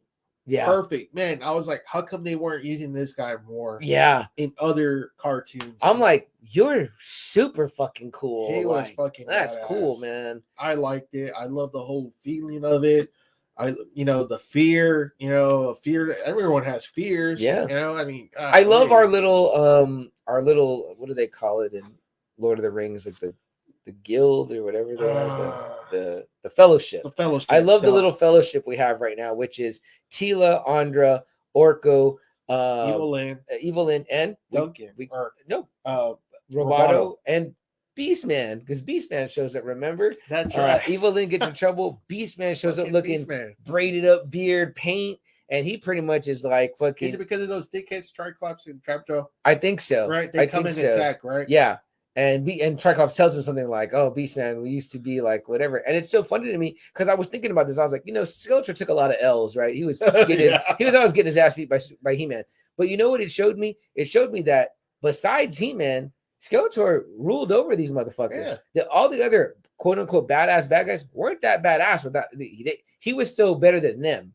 And they each obviously, Tri-Klops creates his little cult and Merman had his people or whatever, but Skeletor was the be all end all amongst the baddies. You know what I mean? It was like, hey, you know what I mean? Like the only one that really kicked his ass was He-Man. Yeah. So it's kind of like, well, if you're losing the one guy, you're losing the most powerful man in the universe. Well, fuck, that's just one guy. Anybody else, you're kind of having your way with, So his magic was strong and he was smart or whatever. For again, I know we talk about him as one of the guys that took a lot of losses, but it seemed like they were all kind of held in check. But once he was vamoosed, they didn't stick together and like ascend the next person, because you would have think easily Evil-Lyn could have just took the reins. Yeah. But apparently maybe they just were like, fuck you. You know what I mean? Or Evil-Lyn was like, I don't want to hang around with you assholes anymore. Well, yeah, obviously inept and incompetent, not getting it done all this time, but everyone had their own little squad. And so Beastman is there and he's pretty much like Evil-Lyn's watchdog. And you get this part where it's very Empire Strikes Back, Luke going into the cave in Dagobah, and it's like Tila's like, okay, stick together, and then boom, they're all separated. It's Roboto and Andra, it's Evil-Lyn and Orko, and no, it's Beastman, Roboto, and Andra. And they're fighting against these creatures, kind of like zombie-looking creatures. Well, Roboto says they're called shadow creatures, and he says, "There you go." He goes, "You're each seeing what you fear." Yes, because Beastman sees fire bats. That's right, and Andra sees zombies. That's right. Good one. Yeah, and Andra says, "Why don't you see?" And he goes, "Well, I'm a robot, so I don't have like fear or whatever, so I don't feel anything." You know what I mean? But and then Orko and Evil-Lyn end up on his home world or whatever region, and they're seeing the emptiness of magic, and he goes, I think I may be the last of my kind. And what about that little moment when he's like, Orko's not my real name? It was because he couldn't pronounce the real name right. Yeah, they named him Oracle, but the way he said it was Orko. Yeah, and Evil-Lyn says that she's like, Oracle, they called you Oracle. And I was like, wow, that's kind of neat. I don't know, is that old lore? That one I'm not too sure. Okay, I'm not too sure on that one. I thought that was pretty cool. And that little place where there, they call it the Hall of Magic, whatever it is. It kind of had a Thrones vibe, like a Game of Thrones vibe. I was like, oh, this is kind of neat. And Evil-Lyn is such a good, deep, rich character. Like, I started to really fall in love with her. And she even tells him, like, she kind of gets pissed off. She's like, you got to, like, believe in yourself. She's like, you got to take almost kind of like a little disgusted, almost like, really, motherfucker? Like, you can't see it for yourself what you need to do? Yeah. Like, well, it was like a series of his but you know what I mean? It's magic. Like, you have magic in you. You're like fucking surging with magic. Right. She's almost like focused, don't she? You don't need anyone to tell you, to focus. You can do it on your own. Like pretty much that kind of like tough love almost. I forgot to mention earlier in the episode too. I love how she keeps being like, ugh, there's no time for this. Oh, really? Are you guys gonna just be expressing it? It's kind of like she took every time someone was doing like a classic 80s trope or whatever, or a classic even adventure show where they're about to like pour their flesh. She's like, can we knock it off? Like, And it's so funny because there's like 2 times, right, where people are about to tell Tila something and she gets cut, they get cut off, you know what I mean? So it's such a that kind of stuff I think is tongue in cheek, or Kevin Smith's kind of like winking at you guys, like, hey, like, and the staff, all the people that work with Kevin Smith, we know it's not just him, but they're kind of like, hey, we know that this shit happens all the time, you know what I mean? But anywho, so you get this great moment, right, with Tila and Scareglow, and they're pretty much, you know, like you said, Tony Todd's fantastic. Yeah, so they kind of make like a, I guess, somewhat of a deal. Yeah, right. Because he's like, I get you the sword, but he's like, I want something too. And she's like, okay, what do you want? And he's like, I want your fear. I want your fear. I want to taste it. He goes, I'm starved down here. Which, like, to me, this is making this character so much more rich. I'm like, what the fuck? Like, what? I want to know more about this. Like, it's so cool. Like, and so he's like, yeah, like I haven't had a good taste of like real good fear, and I want you to tell me. And so she's like, you know, badass Tila, like, I don't have any fear. And like, I don't fear anything, whatever. Then he's like, he's like, go there. Yeah. And he also says, he's like, you're trying to mask it so bad that there's so much of it. And so what do we see Double A that is kind of her fear? It's kind of that, you know, she couldn't live up to He-Man's kind of like expectations, and how come she, you know, why he never told her, kind of like her own kind of like fear. Is there a reason why? Did you think I wasn't worthy enough to know your secret? You know, I mean, yeah, it's just, it's all there. Again, leave it to, she doesn't think she's good enough. Leave it to Kevin Smith, right? Where it's like a Luke in the cave moment, a Star Wars moment. And see, I didn't even think about that. But I mean, like, but it worked. Though. It was like, you know, I loved it. I love this red-eyed He-Man. He kind of walks out of the shadow, and you're like, oh fuck, you know what I mean? Like, and you know, and she's you know, like up for it. She's like, all right, let's go at it. It's kind of like, you're going up against yourself. She's not really going up against He-Man. She's going up against her own fear. Because he's telling her that. He's like, I didn't tell you. I didn't want you to know about me. I didn't trust you with my secret. So the fear is kind of like conquering her. And and kind of see it out like on all three storylines. They're all being conquered until they finally come to the realization of what they each need to do. Yeah. You know? Yeah. And I love with Tila, there gets to be this kind of like almost Superman 3 moment. As I would call it a Superman 3 moment, because I love that moment in Superman 3, as bad as it is, when it's Clark versus Superman, right? And it's Tila in her like badass Tila self uniform versus the current Tila. I love that. And she starts to tell herself, again, you're kind of alluding to something. She goes, you're not afraid of being normal. You're afraid of being special. You don't want to be extraordinary, what you really are. You want to push that down. See, I'm like, what the fuck? Foaming at the mouth, because I was like, finally, are they going to finally push the envelope on this? Yeah. Going to show what she is. Yeah. And what does Scareglow say? What are you? Yeah. You see these kind of 3 lines on her head light up. It's like the sorcerer. Yeah. And I'm like, wait a minute. And then she goes, I'm your worst nightmare, which it doesn't really tell you anything, because I don't think Tila even knows really what she is. I think she kind of knows. Kind of. Okay. Not fully off. She's like Finn in Force Sensitive, or New Trilogy. You know, it's kind of like even like Peter too from Guardians of the Galaxy.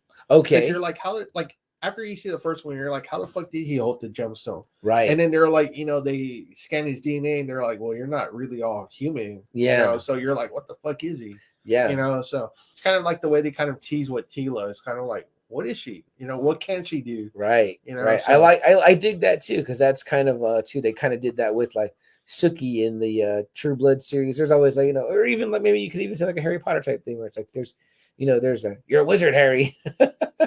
You know, so what's up with Tila? So there's that little moment, and of course they kind of conquer their fears. Yeah, all 3 battles, you know, do that. So. And they're about to go to, you know, she gets the sword. Tila and Evil-Lyn's like, right away, give it to me. Which, right, what did you think right then? Because I was like, oh, this is where she's gonna turn.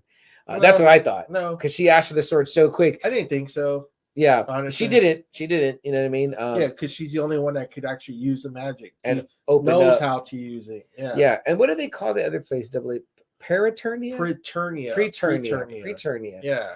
So that's like the heaven. So that's where they got to go next. Well, Scareglow ain't about to have that. So he's like, oh, let me just wrap somebody all over the stone. Like, I want more fear. Like, he's fucking hungry. Yeah. I was like, man, and he's like fucking looks like a smoke cloud. He looks scary. Gosh, like, dang, is badass. Because full power Evil-Lyn probably could have took him out. But you don't have full power Evil-Lyn, you know. It was like a moment. It was a intense. fucking cool moment. It was fucking intense. Tony Todd was really good at his voice acting. Yeah, fantastic. And you're like, holy shit, they're in trouble. Like, fuck. Like, I'm like, well, where the fuck has Scareglow been all this time? Yeah, you know, ruling the underworld. Apparently, like, fucking like a badass. Yeah. And then we have to have a hero step up and kind of save the day so they can get through the portal. So pretty much, it seemed like Evil-Lyn had kind of been telling him all along to just fucking do your full potential. and he finally showed it. Finally, Yeah, he's able to actually do magic. Yeah, and he's able to hold off Scareglow. Tila breaks everyone out. Orko, They're man. They're all going, and she's trying to help Orko, and no, he kind of does a self-destruction. Yeah, I thought it was neat, man, how he held back who obviously we saw was extremely powerful. And Orko's not exactly that powerful either, right? You know? So he really pulled it all out, and you see the sacrifice of Orko in this. Yeah. So it might have been a lot of heart wrenching for if people did stick around this long to see Orko kind of gone. It was for me because I thought it was a good hero's death. It was a good moment, you know what I mean, where he's like, pretty much like, man, thanks for the one last adventure. Like this was better than kind of like dying in a bed. And I was like, you know what, for it to be like that was cool. And he got to go out on like a guy who kind of fucked up all the time on a hero's moment, helping them move along.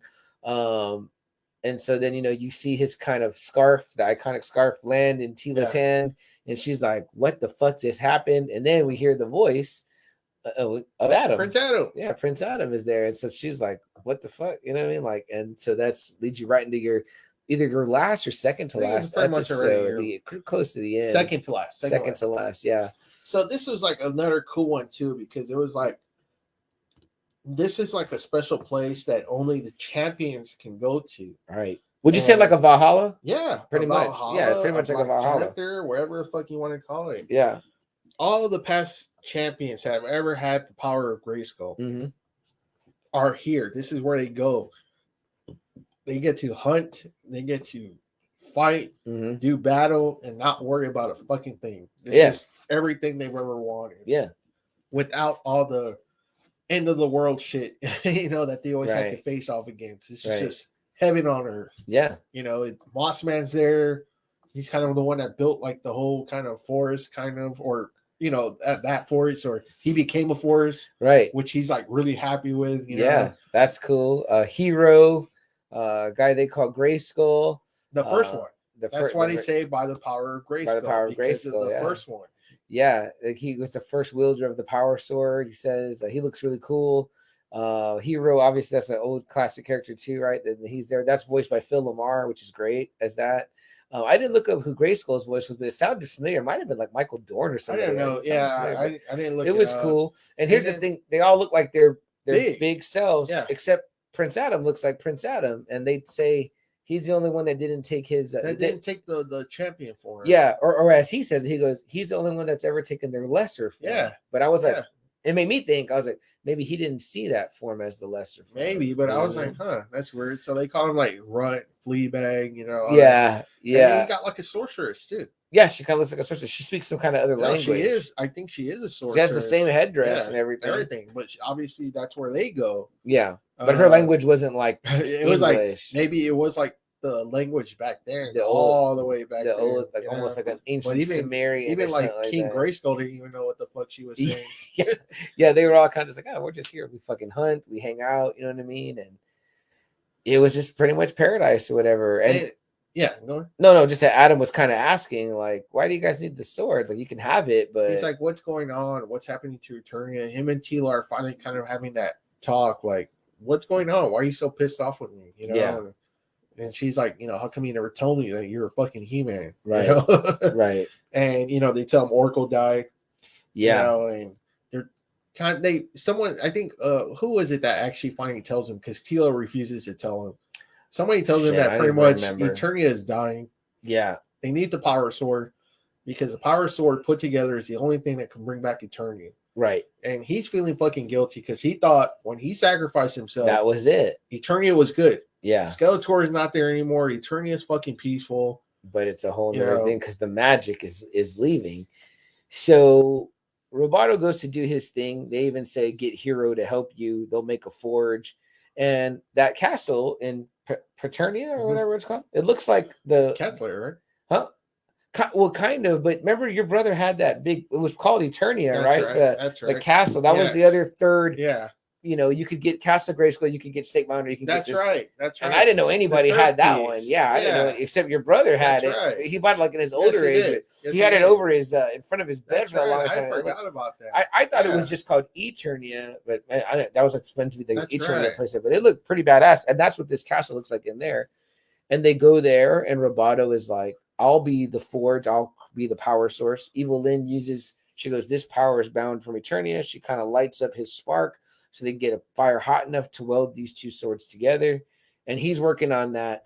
In the meantime, He-Man's hanging out with Teela trying to, or Prince Adam is hanging out with Teela trying to get her. And what do? They ride those little boards, which another kind of callback to the, I feel like to the movie. And he even is like, hey, remember these? And she goes, who could forget? You know I thought that too. Yeah. So that was cool.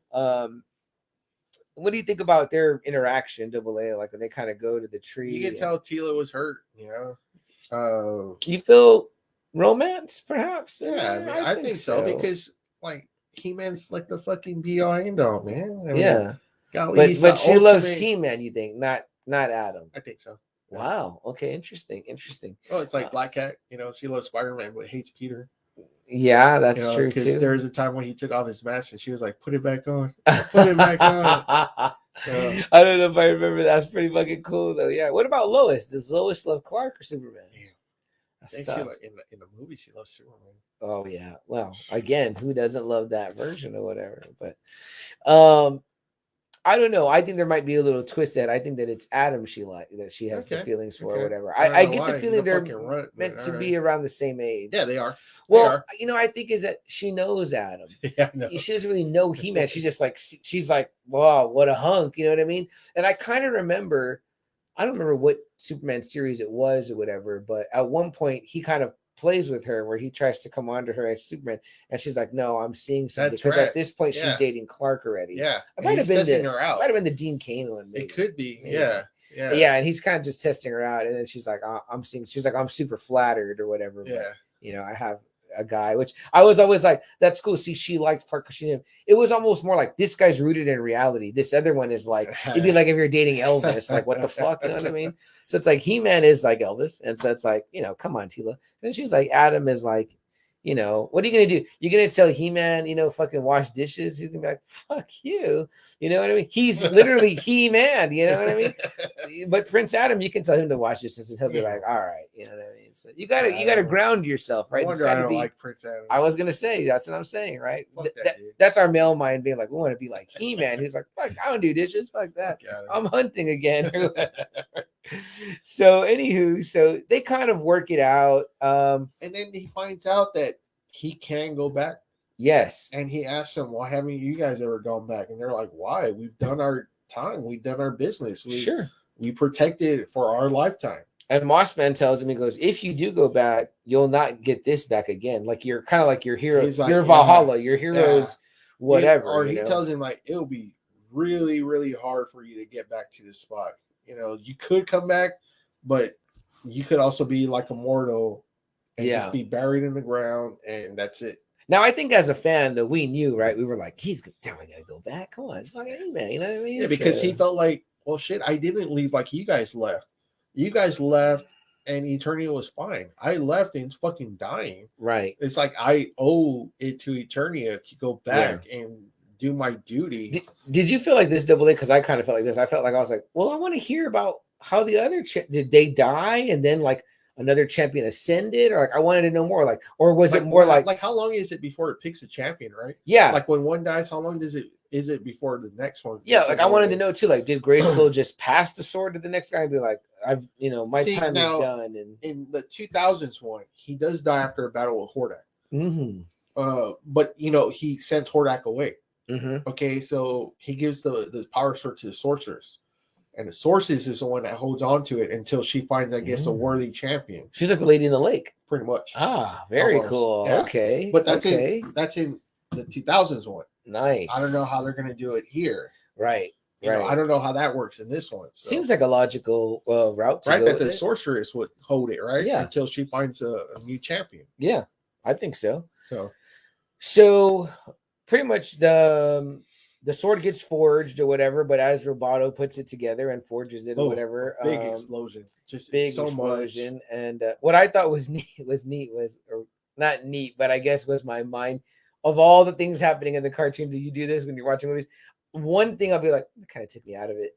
Is it's like he opens up these back panels on himself, right, Roboto, and they're bringing these big cables from like this place, and they just fit perfectly. Yeah, and I'm like, I thought so too. I was like, where the fuck did they get all this stuff? I'm not like that, but I'm like, in my entire life, when I've ever tried to plug anything into anything else, I'm like, this fucking doesn't fit. I'm like, God damn it! I'm like, what the fuck did I buy? It's the wrong shit. But I guess it's heaven, so I guess they have all the parts that fit. I was like, oh, way to go, Man at Arms. You knew the exact specs for Roboto and this heaven type fucking thing. Yeah. But good point. It's heaven and it's magic, I guess, there. So everything plugged up perfectly. Roboto had HDMI cords. Oh, damn. Yeah, but he got heat and it was cool. It's a cool Roboto moment. And then he explodes. And then what? He's there. And Andra is the first one that's like, Roboto. Because, she's fascinated. She's a tech chick, so she's really fascinated by what Roboto can do, and he's blown to bits. Oh yeah, and he's like, I'm actually feeling fear, and he's like, this is a wonderful experience to actually feel like I'm actually something. I'm sentient, right? Almost, you know? And he was like, tell Master he made me better than I thought because I felt I'm something more, which I didn't like that he used the word fear. I that kind of made me feel like, oh, well, he made me sadder because I was like, he died in fear. Well, no, I wouldn't want to die afraid. He didn't die in fear. I think he was like I'm joy at feeling fear. Yeah, that's interesting. Yeah, it's kind of a it's like, wow, like I'm more than what he could have ever imagined. Can you imagine that paradox of feelings, Double A? That'd be like almost like confronting an alien and being afraid of it, but also kind of like, wow, they exist. Yeah. But I wouldn't feel that. I would just feel fear. I'd be like, God, overcome. No, with him, it was like, I feel. And it's amazing. And for him to go out that way, he was happy. Or any mythical creature, right? Like if you encountered a vampire, I'd be like, oh fucking terrified. Yeah, I'm like, I'm terrified. But you exist. There's no joy. It's just in my mind, I'm like, it's just fear. I just like no, but for a robot to, I think he was like, wow, I'm sentient. Yeah, it was a very data moment from Star Trek. So that all happens, and Grayskull said there's a way, once that's all done, the Sword of Fortune, I have a portal you can walk through, and they do. And they tell him, are you sure, Adam, you're going to go? At this point, he's like, Orko's gone, Roboto's gone, no one else is going to die, I'm going. So they walk through. They're right in the midst of a battle, right? Yeah, it's like it ends right there, but then like the next episode comes and Adam's like the last one to walk in, and it's fucking Tri-Klops and his fucking guys. Yeah, the cult, Tri-Klops' cult is there, and they're in that one toy that was the black toy with like the spinny thing or whatever. I think it was called like Rotor or something like that, which is funny, like Rotor, right? Like Rotor. And they're like, they have a whole bunch of them and shit, and they're like all over, and they're attacking Eternia. And of course, not Eternia, Grayskull, and who's there being a badass, of course, but Man at Arms. he gets rid of them pretty much all by himself in one shot. Yeah, I was like, man, y'all fucking really do suck, man. And I think that's why Evil-Lyn, going back to what she said, she always feared Man at Arms, right? Because he could take out shit like that. Yeah, dude, that cannon he was using, Double A, was like fucking that plasma cannon that fucking Iron Man uses. Like, he like got rid of all of them. Yeah, he was like, oh, they'll be back. They come every few hours. And I'm like, you've been holding them off by yourself. Like, Man at Arms is just there fucking cleaning house. Look, it's like you said, Tri-Klops ain't exactly the fucking biggest brain here. Okay? Yeah, we're not talking about fucking experts here. Exactly. And also too, what I said was like, Man at Arms is kind of like the Obi-Wan. I'm like, if you ever did a kill count, probably it would be like Obi-Wan probably had the highest. Just like I'm sure Man at Arms has way more kills than fucking He-Man, He-Man did a lot of punching people. But yeah, so that happens, right? And then and Duncan sees him. So first off, he's like, what the hell? Yeah, he sees Adam, right? So that's kind of cool. And then Cringer sees him. Cringer's like fucking excited. He's licking his face and he's super excited, and he's like, and then Adam sees the sorceress, and he's like, oh fuck. He's got to get her back. Yeah. You know what I mean? And they've got the sword wrapped in a fucking a cloth. And it's a kind of like a neat moment because it's coming. You're like, all right, here it comes. Here it comes, like, man. Let's go. It comes. Tila tells him, she's like, you think you remember the song? And he's like, some things you never forget. And so I'm like, man, like I'm fucking like pumped up, right? Like I'm like, sky's turning red. Yeah, that was cool. The clouds gathering. And by the power of Grayskull, you know what I mean?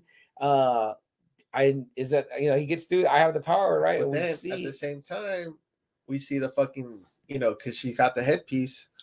it comes out of Evil-Lyn's her pouch. Bag. Yeah. Yeah. And even she's looking at it like, what the fuck is that thing doing? Yeah. And then we see some like mist coming out of her fucking ball. Right. And right when he's about to say, he's about to say the line, right? Yeah. I have the power. And he doesn't get through all of it. And you just see the fucking spear going through Adam. Like if this end was like a sharp spear on the Havoc staff, it just goes right through fucking Adam.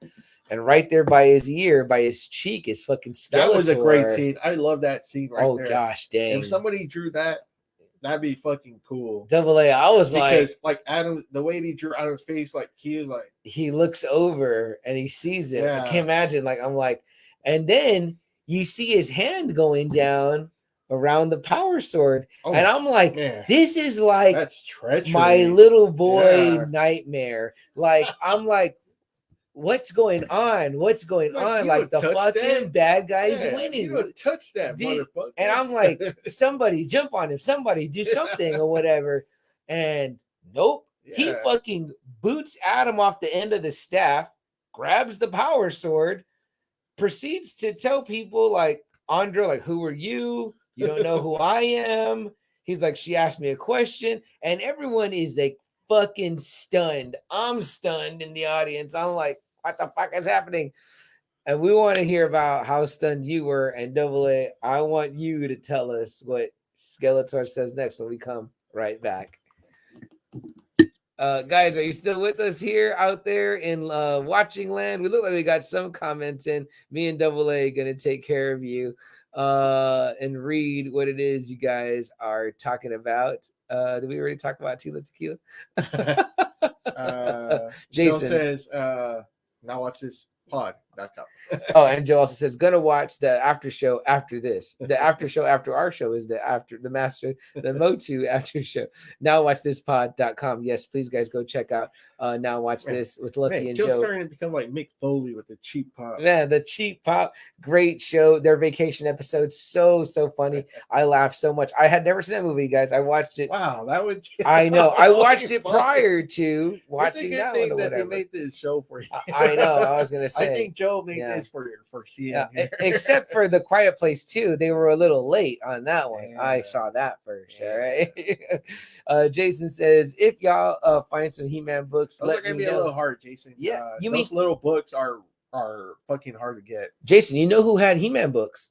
Roland over at Sanctuary Comics. He did. Okay. I saw him on the wall, and I was like, man, I wonder what those are or whatever. They were kind of cool because Marvel did print He-Man for a little bit, right? Mm-hmm. Yes. Although in the Grayskull one, it says the original was DC. Yes, it was. So He-Man's first is right there.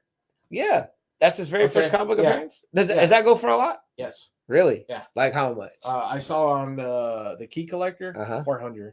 400? Yes. Who wins, him or Superman? Oh, I don't know. I don't even want to touch it anymore. So, and then Marvel Gabe took over with those. Mm-hmm.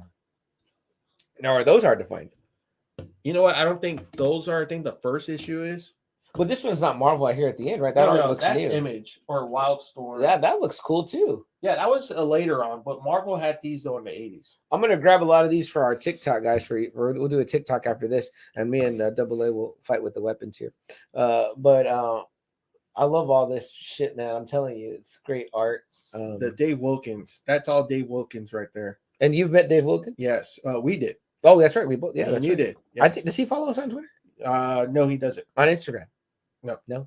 But man, the dude's awesome, and he also did some art for Revelation. Is that right? Yes. Okay. Very cool. And it fucking looks super. Very cool. So this is all Dave Wilkins stuff, and it's fucking amazing. So great stuff. I think that Rizzo was talking about the bigger place over at Atomic Twist. Yeah. Alfred says the new figures are dope. He loves the voice cast. You guys think Mechaneck is going to make an appearance? Totally. You mentioned that. Yeah, totally, Alfred. I think that we're missing Mechaneck. I forget the guy with the bird arms name. Oh, Stratos. Yes. We didn't see Stratos. We didn't see Ram Man. No, we didn't see a lot of the. Yeah. We didn't see Fisto. Yeah. Ram Man and Fisto is Duncan's brother, I believe. Is that right? Yes. Okay. Yeah. Okay. Ramman Fisto, also easily great porn names. So just throwing that out there. He says that moment made me sad. Definitely, man. Definitely. Aaron, fear hinders us all. Some sage words. I'm telling you, if you would have saw Scareglow, Aaron, yeah, and I know Alfred the moment he said made him sad. I think was Orko's sacrifice there. And Joe, you can probably identify with dude. That Orko should have me like, damn, Roboto. I'm telling you, bro, I was already there. I was like, fuck this show, man. Why you and George are like two tissue boxes. Hey, I'm telling you, I watch sometimes on my lunch break. I just go break to the bathroom. I'm just like, shit, I gotta let it out, man. I got something in my eye.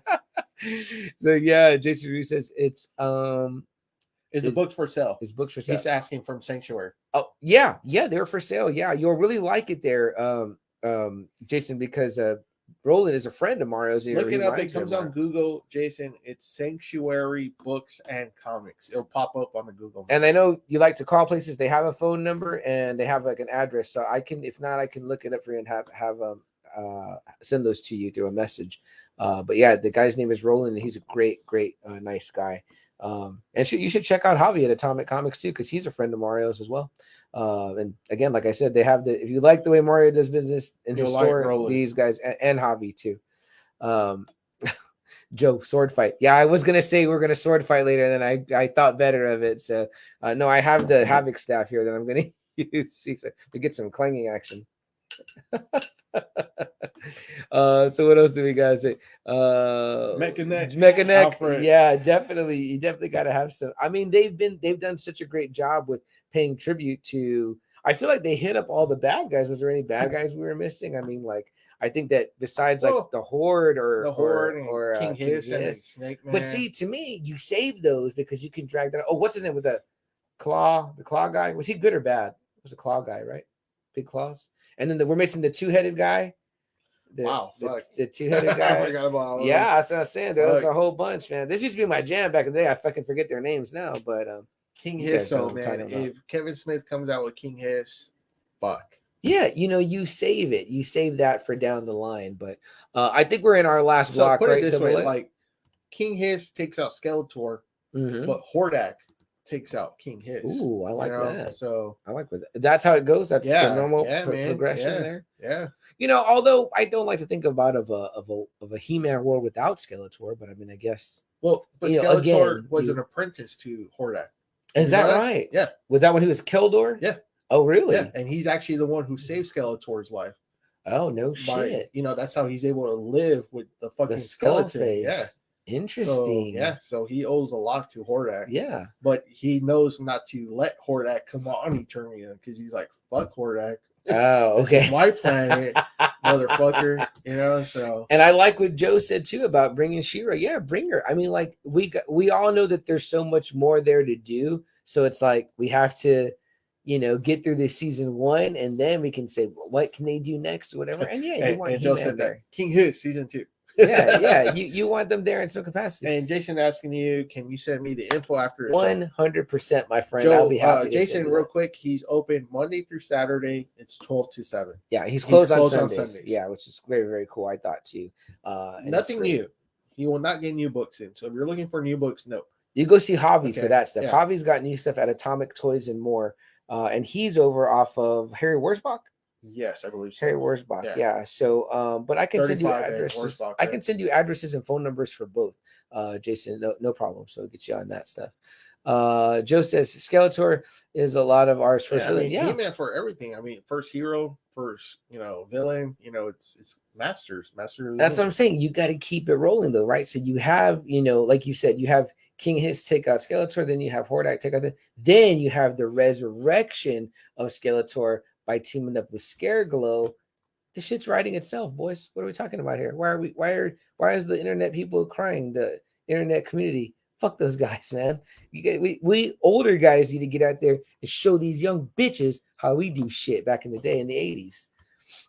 You got it, Jason. No problem. All right, guys, let's wrap this up. We're at the end, so then we're gonna let Double A throw the punch at the screen.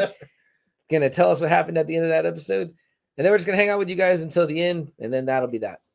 All right, guys. So let's bring it all together now. All right, guys. We read some comments there from the Friday Night Faithful. We think we're going to leave those comments up and hang out and read who else is still hanging out with us here. We kind of left them on a cliffhanger because we said the last. Oh, man. What we just said happened, right? Yeah. Fucking Prince Adam gets impaled. They even showed the blood come out the corner of his mouth, right?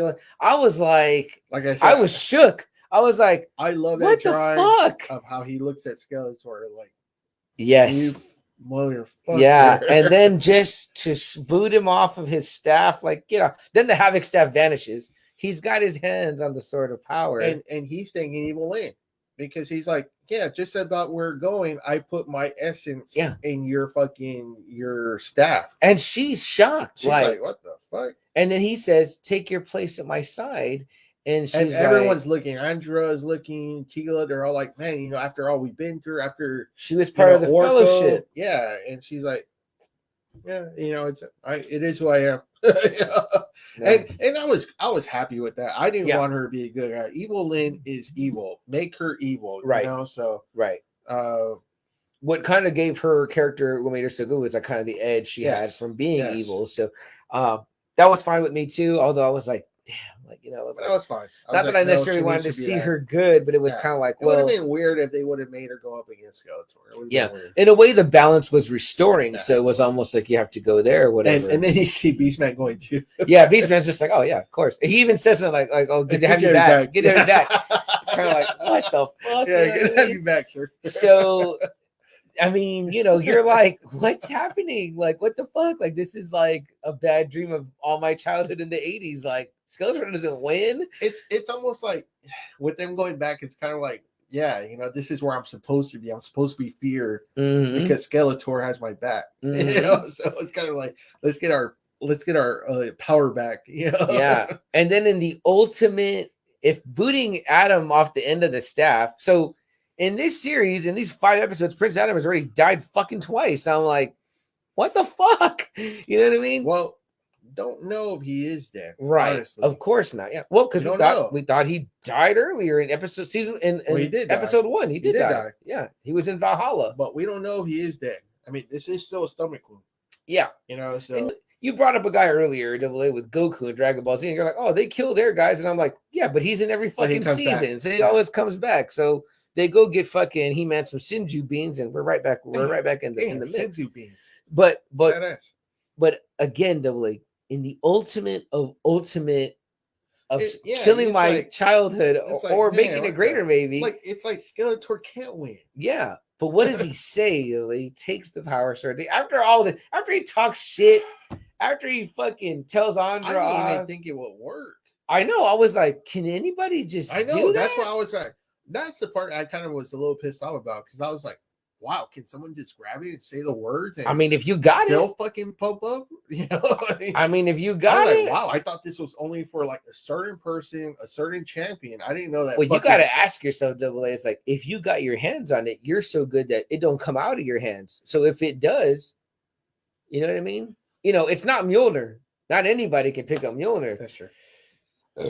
But yeah, he says, I have the power. And he raises it up. I was like, wow, that just looks so fucking perverse. And I was like, of the sad moments in this show, I was like, oh, and I'm surprised the fanboys, the one that were dogging this show, weren't like fucking rejoicing. Yeah, they should have been so wet. Like that should have been like, that's the other fuck? That's the other big thing for, you know, everyone now is we love the villain. We love the villain winning, which is, I'm like, what the fuck?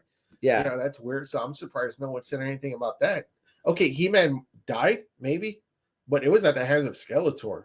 Yeah. I mean, holy fuck. It was like Megatron killing Optimus Prime all over again. Yeah. It was like Serpentor. It was horrible like that. Yeah. Yeah. I was like, what the fuck? I was like, fucking Skeletor got his moment right now. I'm like, all right. Like, you know. He now joins that elite list now of I conquered the fucking champion. Right. And what happened when back in the day, everyone used to say, oh, well, those villains were lame. They always never won. They always lost, whatever. And I'm like, well, then you give them the dub, and it's like, which again, to me, does a great job of propelling the story. I'm like, I cannot wait to see what happens next. Like, that was shocking, and like I was fucking, my little boy soul was crushed, but my adult nerd soul, geek, whatever you want to call it, was rejoicing. I was like, fucking give me more, Kevin Smith. Bravo, thank you. Like, I was stunned. I was like, wow, Skeletor fucking finally got a win. Yeah. And now he is a master of the universe. Yeah. And now we don't care for God so much. I was like, really? That is a name? And then they They're said calling like the that? toy too. It's on the toy, God. Yeah. And well, he does say, if I can't be a whatever, make me a god, Yeah. a master. I think it's what he says. And I was like, that's I'm not gonna lie, kind of I wish the look would have been a little bit better. Would you have liked he looked too samurai-ish, didn't you think?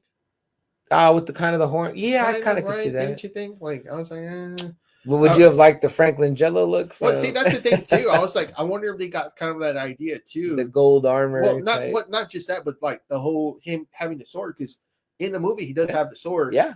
And he does transform, into that powerful being. I was like, wow, Kevin Smith must have really loved the Dolph Lundgren movie because I mean that was straight out. Oh, there's so good, so many good moments. Straight out of the movie. There's so many good. Because in the movie he actually does beat He-Man. He conquers Eternia in the movie. Yeah, Eternia is his, and he has that sword in that thing, which is cool. I thought that was kind of cool. And he actually does do that. He has the power. It transforms him into this fucking new being, whatever he is in the movie. Sorceress is all old and withered, just like the show. And he's whipping the shit out of him too with that laser whip. And I was like, and it's so funny. The guy, the stunt double, the guy that played Blade is who trained Dolph Lundgren in the sword fighting. Shit. Yeah. Okay. And he was like, man, he was really great. And he goes, it was so good that they got Dolph his physical size, because in that Grayskull doc, he goes, that sword was so fucking heavy. It looks only heavy. He could have swung it around. And I'm like, nowadays they make you a prop one. Even Daryl says in The Walking Dead, he has a prop bow that's like made out of like foam or something that he's running around with. Because that regular one is fucking heavy. For you to be carrying that shit all over, you'd be tired. So I thought they would have given him a prop sword. But anyway, he goes, the director liked what we were doing so much with Blade and He-Man and the training stuff that he got me to stunt double Skeletor for the thing, for the fight scene. He goes, I had all this stuff worked in. We were going to do all this great stuff. He goes, and then they showed me the transformation costume. And he goes, I couldn't see out of the sides or below my nose. Yeah. He goes, it was all so heavy and big. It was like, it didn't make for a great battle because we couldn't really do that thing. And I'm like, maybe Skill of God and whatever would have benefited from a better look, maybe a more, But still, right? It's kind of like, wow, did Kevin Smith really love the movie, and did he kind of go for that kind of ending? Well, he had at least 2 or 3 tributes to it in this one. I mean, it's kind of similar, right? The movie that people shit on. Yeah. And you get some callbacks to it. Which, I mean, if you ever heard me on this podcast or you've seen me on the Facebook group, I love Masters of the Universe. That's my fucking movie. It's your guilty pleasure, you always say. I don't care who fucking tells me it's trash, because I loved it. I loved it as a boy. Yeah. And I carried with me all the way here. Yeah. I said Mick Foster is the perfect casting. I also think Dolph Lundgren was the perfect fucking casting. Yeah. That guy is so fucking big in the movie. He's tall. Oh, yeah. You would think that's what He-Man would be. A big fucking tall, intimidating presence. Yeah. Fuck, you got to ask yourself, what man could play fucking He-Man? Like, maybe right now, I would even say right now, not John Cena, but like a couple years ago, John Cena, because this new John Cena is kind of smaller, but like Cena, when he was doing that 500 deadlift at his biggest, I could have seen that. You got to give him the wig or something, but even now he's gotten smaller, so no. Mario back in the house. He says Masters of the Universe #1, 1986. High grade raw copy, 75 cents. Also have some CGC #1s coming soon. I think I actually have that movie version. Okay. That Mario's talking. If Mario is talking about the movie version, I'm in there, Mario. Let's unless you're talking about the Marvel #1 Masters, which we also have too. I like this one that AA has too, Mario versus Superman. That's pretty sweet. DC Comics presents. DC Comics presents. Although he already gave me the bad news, so that's why you're buying the AA shirt, not the CM Chuck version of the shirt.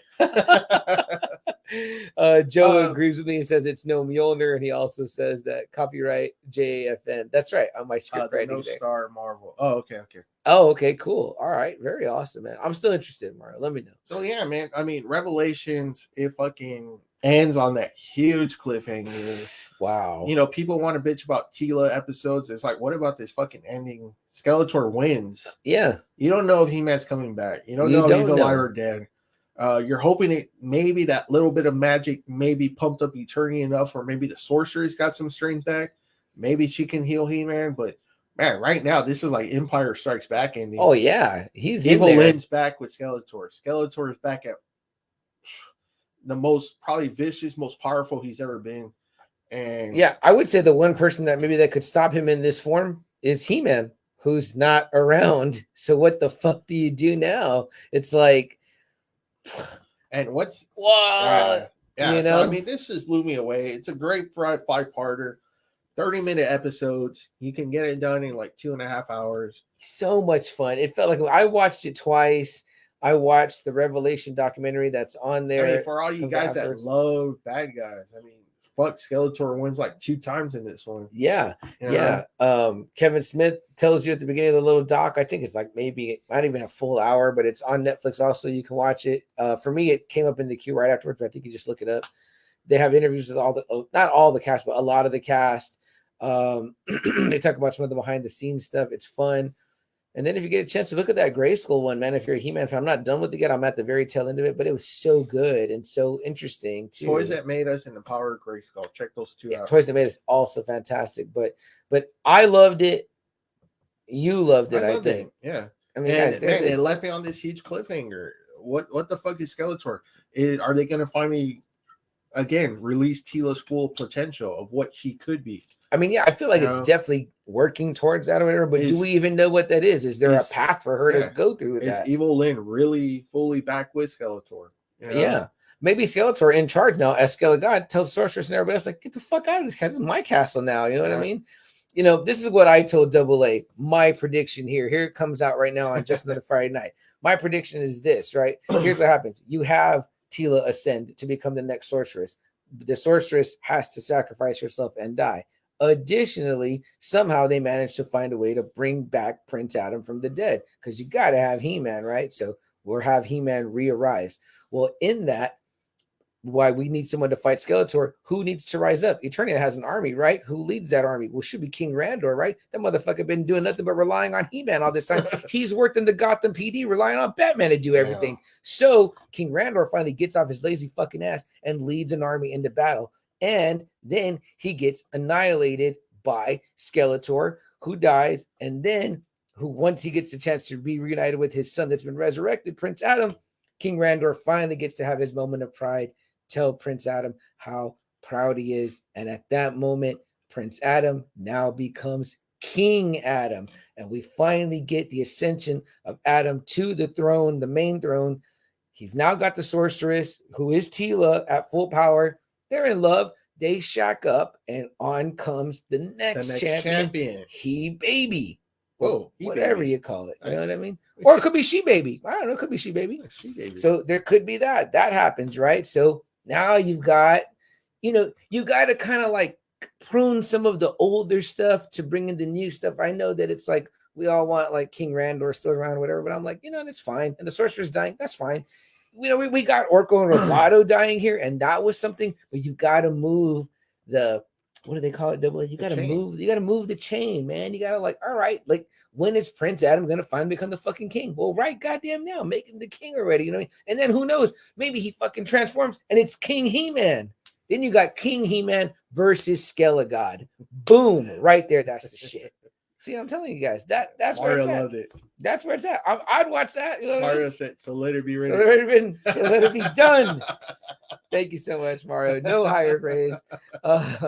What is Rizzo saying in here? Rizzo put some laughing, and he loves. I love the toys that made us. Yeah, well, Rizzo, you need to love that ending I wrote right there. Kev Smith, give me a call, bud. I got hook you guys up. You and Mark Bernard. I got a couple scripts in me. I think maybe. I cannot wait for part 2. Double A. Do we know anything about when? Have they said? No. Okay. Nothing. Especially with people crying. Okay, so do you end this first season? Netflix doesn't do seasons very long. It doesn't keep going. Right. They usually give you 3-5 seasons. Yeah. Do you keep Skeletor? Say it goes. Do you keep him for 2 seasons? Then you move on to Hordak. Do you move on to King His? Do you even just maybe not even include those characters in. Well, I would say you could do another 5 episodes with Skeletor. Because now it's kind of hard because now Skeletor has got to be the strongest villain ever in Masters of the Universe now. Yeah. He's got the power sword. Sure. You know, he said the words, I have the power. I mean, everybody else has to be a step down. Well, like I said, Grayskull is probably his now. So it's like, but I mean, every other villain they bring in would have to be a step down, wouldn't it be? Because who can be further up? I mean, he has the power sword. That's a good point. I mean, is it kind of a letdown in a way that, you know, they went too high, too fast? Ooh, that's an interesting point. You end it at this one. You just end it. No.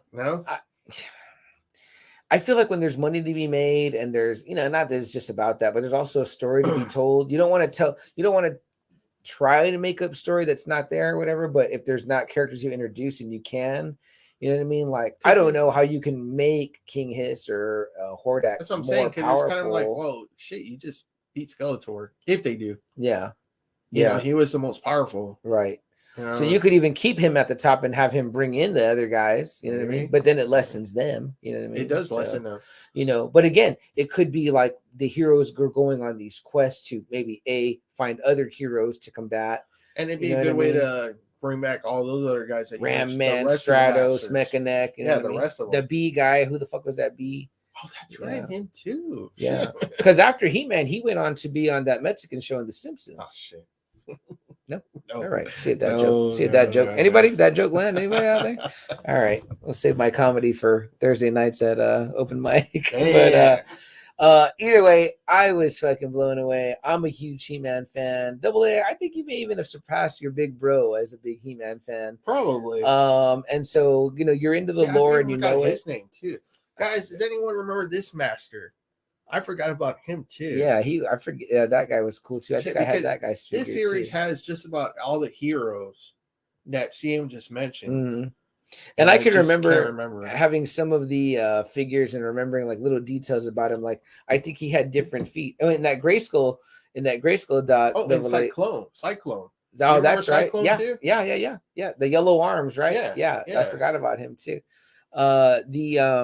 That Grayskull doc, they talk about how Stinkor and Merman are the same mold of the head. They just repainted it. And I was like, oh shit. And of course they said all the bodies were all like the He-Man body. The arms, legs, and torsos were all the same. They just repainted the things. They said only Ram Man's body was different. Well, yeah, he was just like a big dude.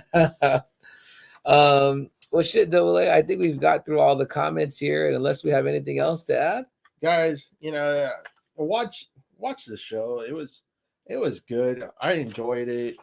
I thought it ends on a great cliffhanger. I mean, man, the bad guy fucking wins. I mean, how bad is that? Now he's Skelegod. Who knows what kind of powers they'll do with that? Yeah. He-Man, if he does come back, he's gonna have to really juice up. Right. Something. And fuck it. Are you okay with if Teela does and somehow... Again, I've always wanted to see what she could become because every time it happens, these fucking shows get canceled. Yeah. So, you know, I'm hoping someone finally shows us what Teela could be, you know? Yeah, and let's show them what the 30-somethings can do on the internet too, that these people are out there tweeting and bullshitting and trying to shit on Kevin Smith and all that. Fuck that, man. This show was a good, badass show. I thought it was a great comeback and tribute to a classic, iconic 80s character. One of the big, whatever there is, if you want to call it a big 5, he's in it. A big 4, he's in it. A big 3, He-Man's in it. So it's up to you to make up what those other 80s ones are. Is it He-Man, G.I. Joe, and Transformers? Is it He-Man, Transformers, and Thundercats? Is it, you know, whatever it is, He-Man's definitely going to be in whatever classification you're bringing it to. Even if you say top 2, I would almost have to say He-Man has to be like the Ric Flair of that group. You know, I agree. You gotta have He-Man there. I definitely agree with you, man. It's like you gotta have He-Man, you gotta have Optimus, you gotta have Lion-O. You know, those great leaders. Yeah, I mean, you know, I guess what the Joes didn't benefit from was not having like kind of a singular leader. It's kind of like because the comics are so strong with Snake Eyes. Yeah. And I don't know, they try to force Duke on you, which is kind of nobody wants to be Duke. Yeah, I don't think no one cares about Duke. You want to be Snake Eyes or Storm Shadow. You want to be the bad guy or Cobra Commander. I've been Cobra Commander for Halloween like 2 or 3 times. Been Cobra Commander. and I'm not done. So there's more to I come. wish you would be done with that. Jason, good night. Good night, Jason.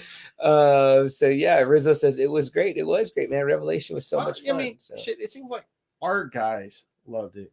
Yeah, Rizzo loved it. Alfred loved it. Joe was crying tears like you were. Yeah, totally, man. Lucky loved all it. of it. All of it. I mean, I don't know. It's just probably just those fucking. I don't know what kind of an fans age they would group, be. maybe like 10 years They're younger than definitely not us. our age group then. So why did he bitching about He-Man? They don't even know about if He-Man. they're not our age group, that tells me that I'm like, you were probably around. Yeah, then He-Man wasn't even in your time frame because He-Man was over by the 90s, right? Yeah.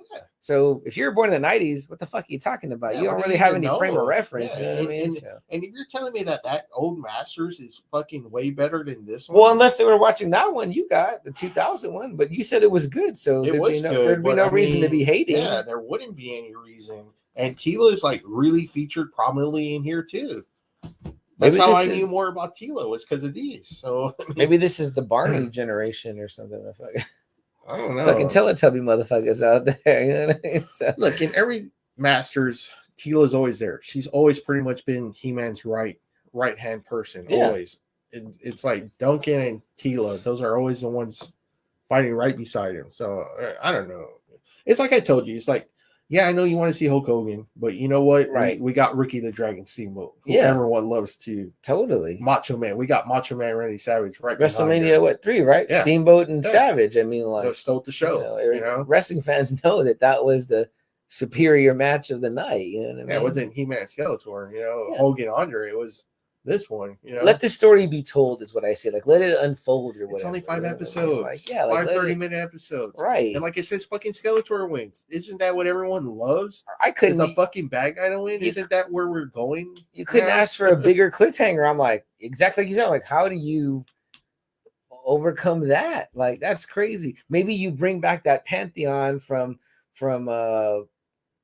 the Valhalla version of there, and maybe those guys got to come back, Grayskull and Hero, and then if we're like Tila was just more the natural leader, but I mean this was all around a group. It was Tila, it was Andra, it was Evil-Lyn. I mean, this was still the Masters. Yeah, everyone. It didn't seem like it focused too much on Tila, right? I mean, it was a group of them. Yeah, everyone played a part. Like, and I thought they did that very well too, where they made you care about other characters and like them. I think that's why he called it Masters of the Universe, because he wanted you to focus on the other Masters. Yeah, I mean, you could have easily called it He-Man and the Masters of the Universe again, but again, this is supposed to be another part of the story. You know what I mean? Like, I enjoyed it. I thought the Tri-Klops fucking storyline was funny as hell. Yeah, that was cool. The cult was badass. It's like CM says, like these dumbasses when Skeletor's gone, they're like, "Fuck Skeletor, we got our own." Right, your classic turncoats and scumbags. Exactly. You know what I mean? Like, you guys are no good. It was harsh to see Randor banish Man at Arms. That sucked. After everything that fucking Man at Arms has done for you, Yeah,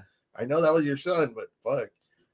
Tila kind of branching out, kind of showing more what she can do. I thought she was like solidified her spot as like a badass female lead character again, that maybe not off the bat. If people are pissed off, she's featured very prominently in this one. Mm-hmm. The heaven scene where they all go, they have their own special heaven. I mean, wow, I was like, badass. Like I said, I thought of Valhalla right away. I was like, oh, that's cool. So they talk about, where the greatest warriors. Yeah. So I mean, I liked it. Again, Sarah Michelle Gellar, I love her. But the voice, I thought it was too high. Yeah. Lena Headey did great. Tony Todd as Scareglow. Awesome. Scareglow was my breakout character. Yeah. I fucking love Scareglow. And that episode was fucking terrifying too. Great. Probably the best episode of the series. Orko's death scene. Awesome, beautiful. And you're not a big Orko fan. I'm not a big Orko fan. So, I mean, like, cool that they gave him a great send-off. You know? Evil-Lyn returning back to her evil self. I was good with. You know who we didn't see also?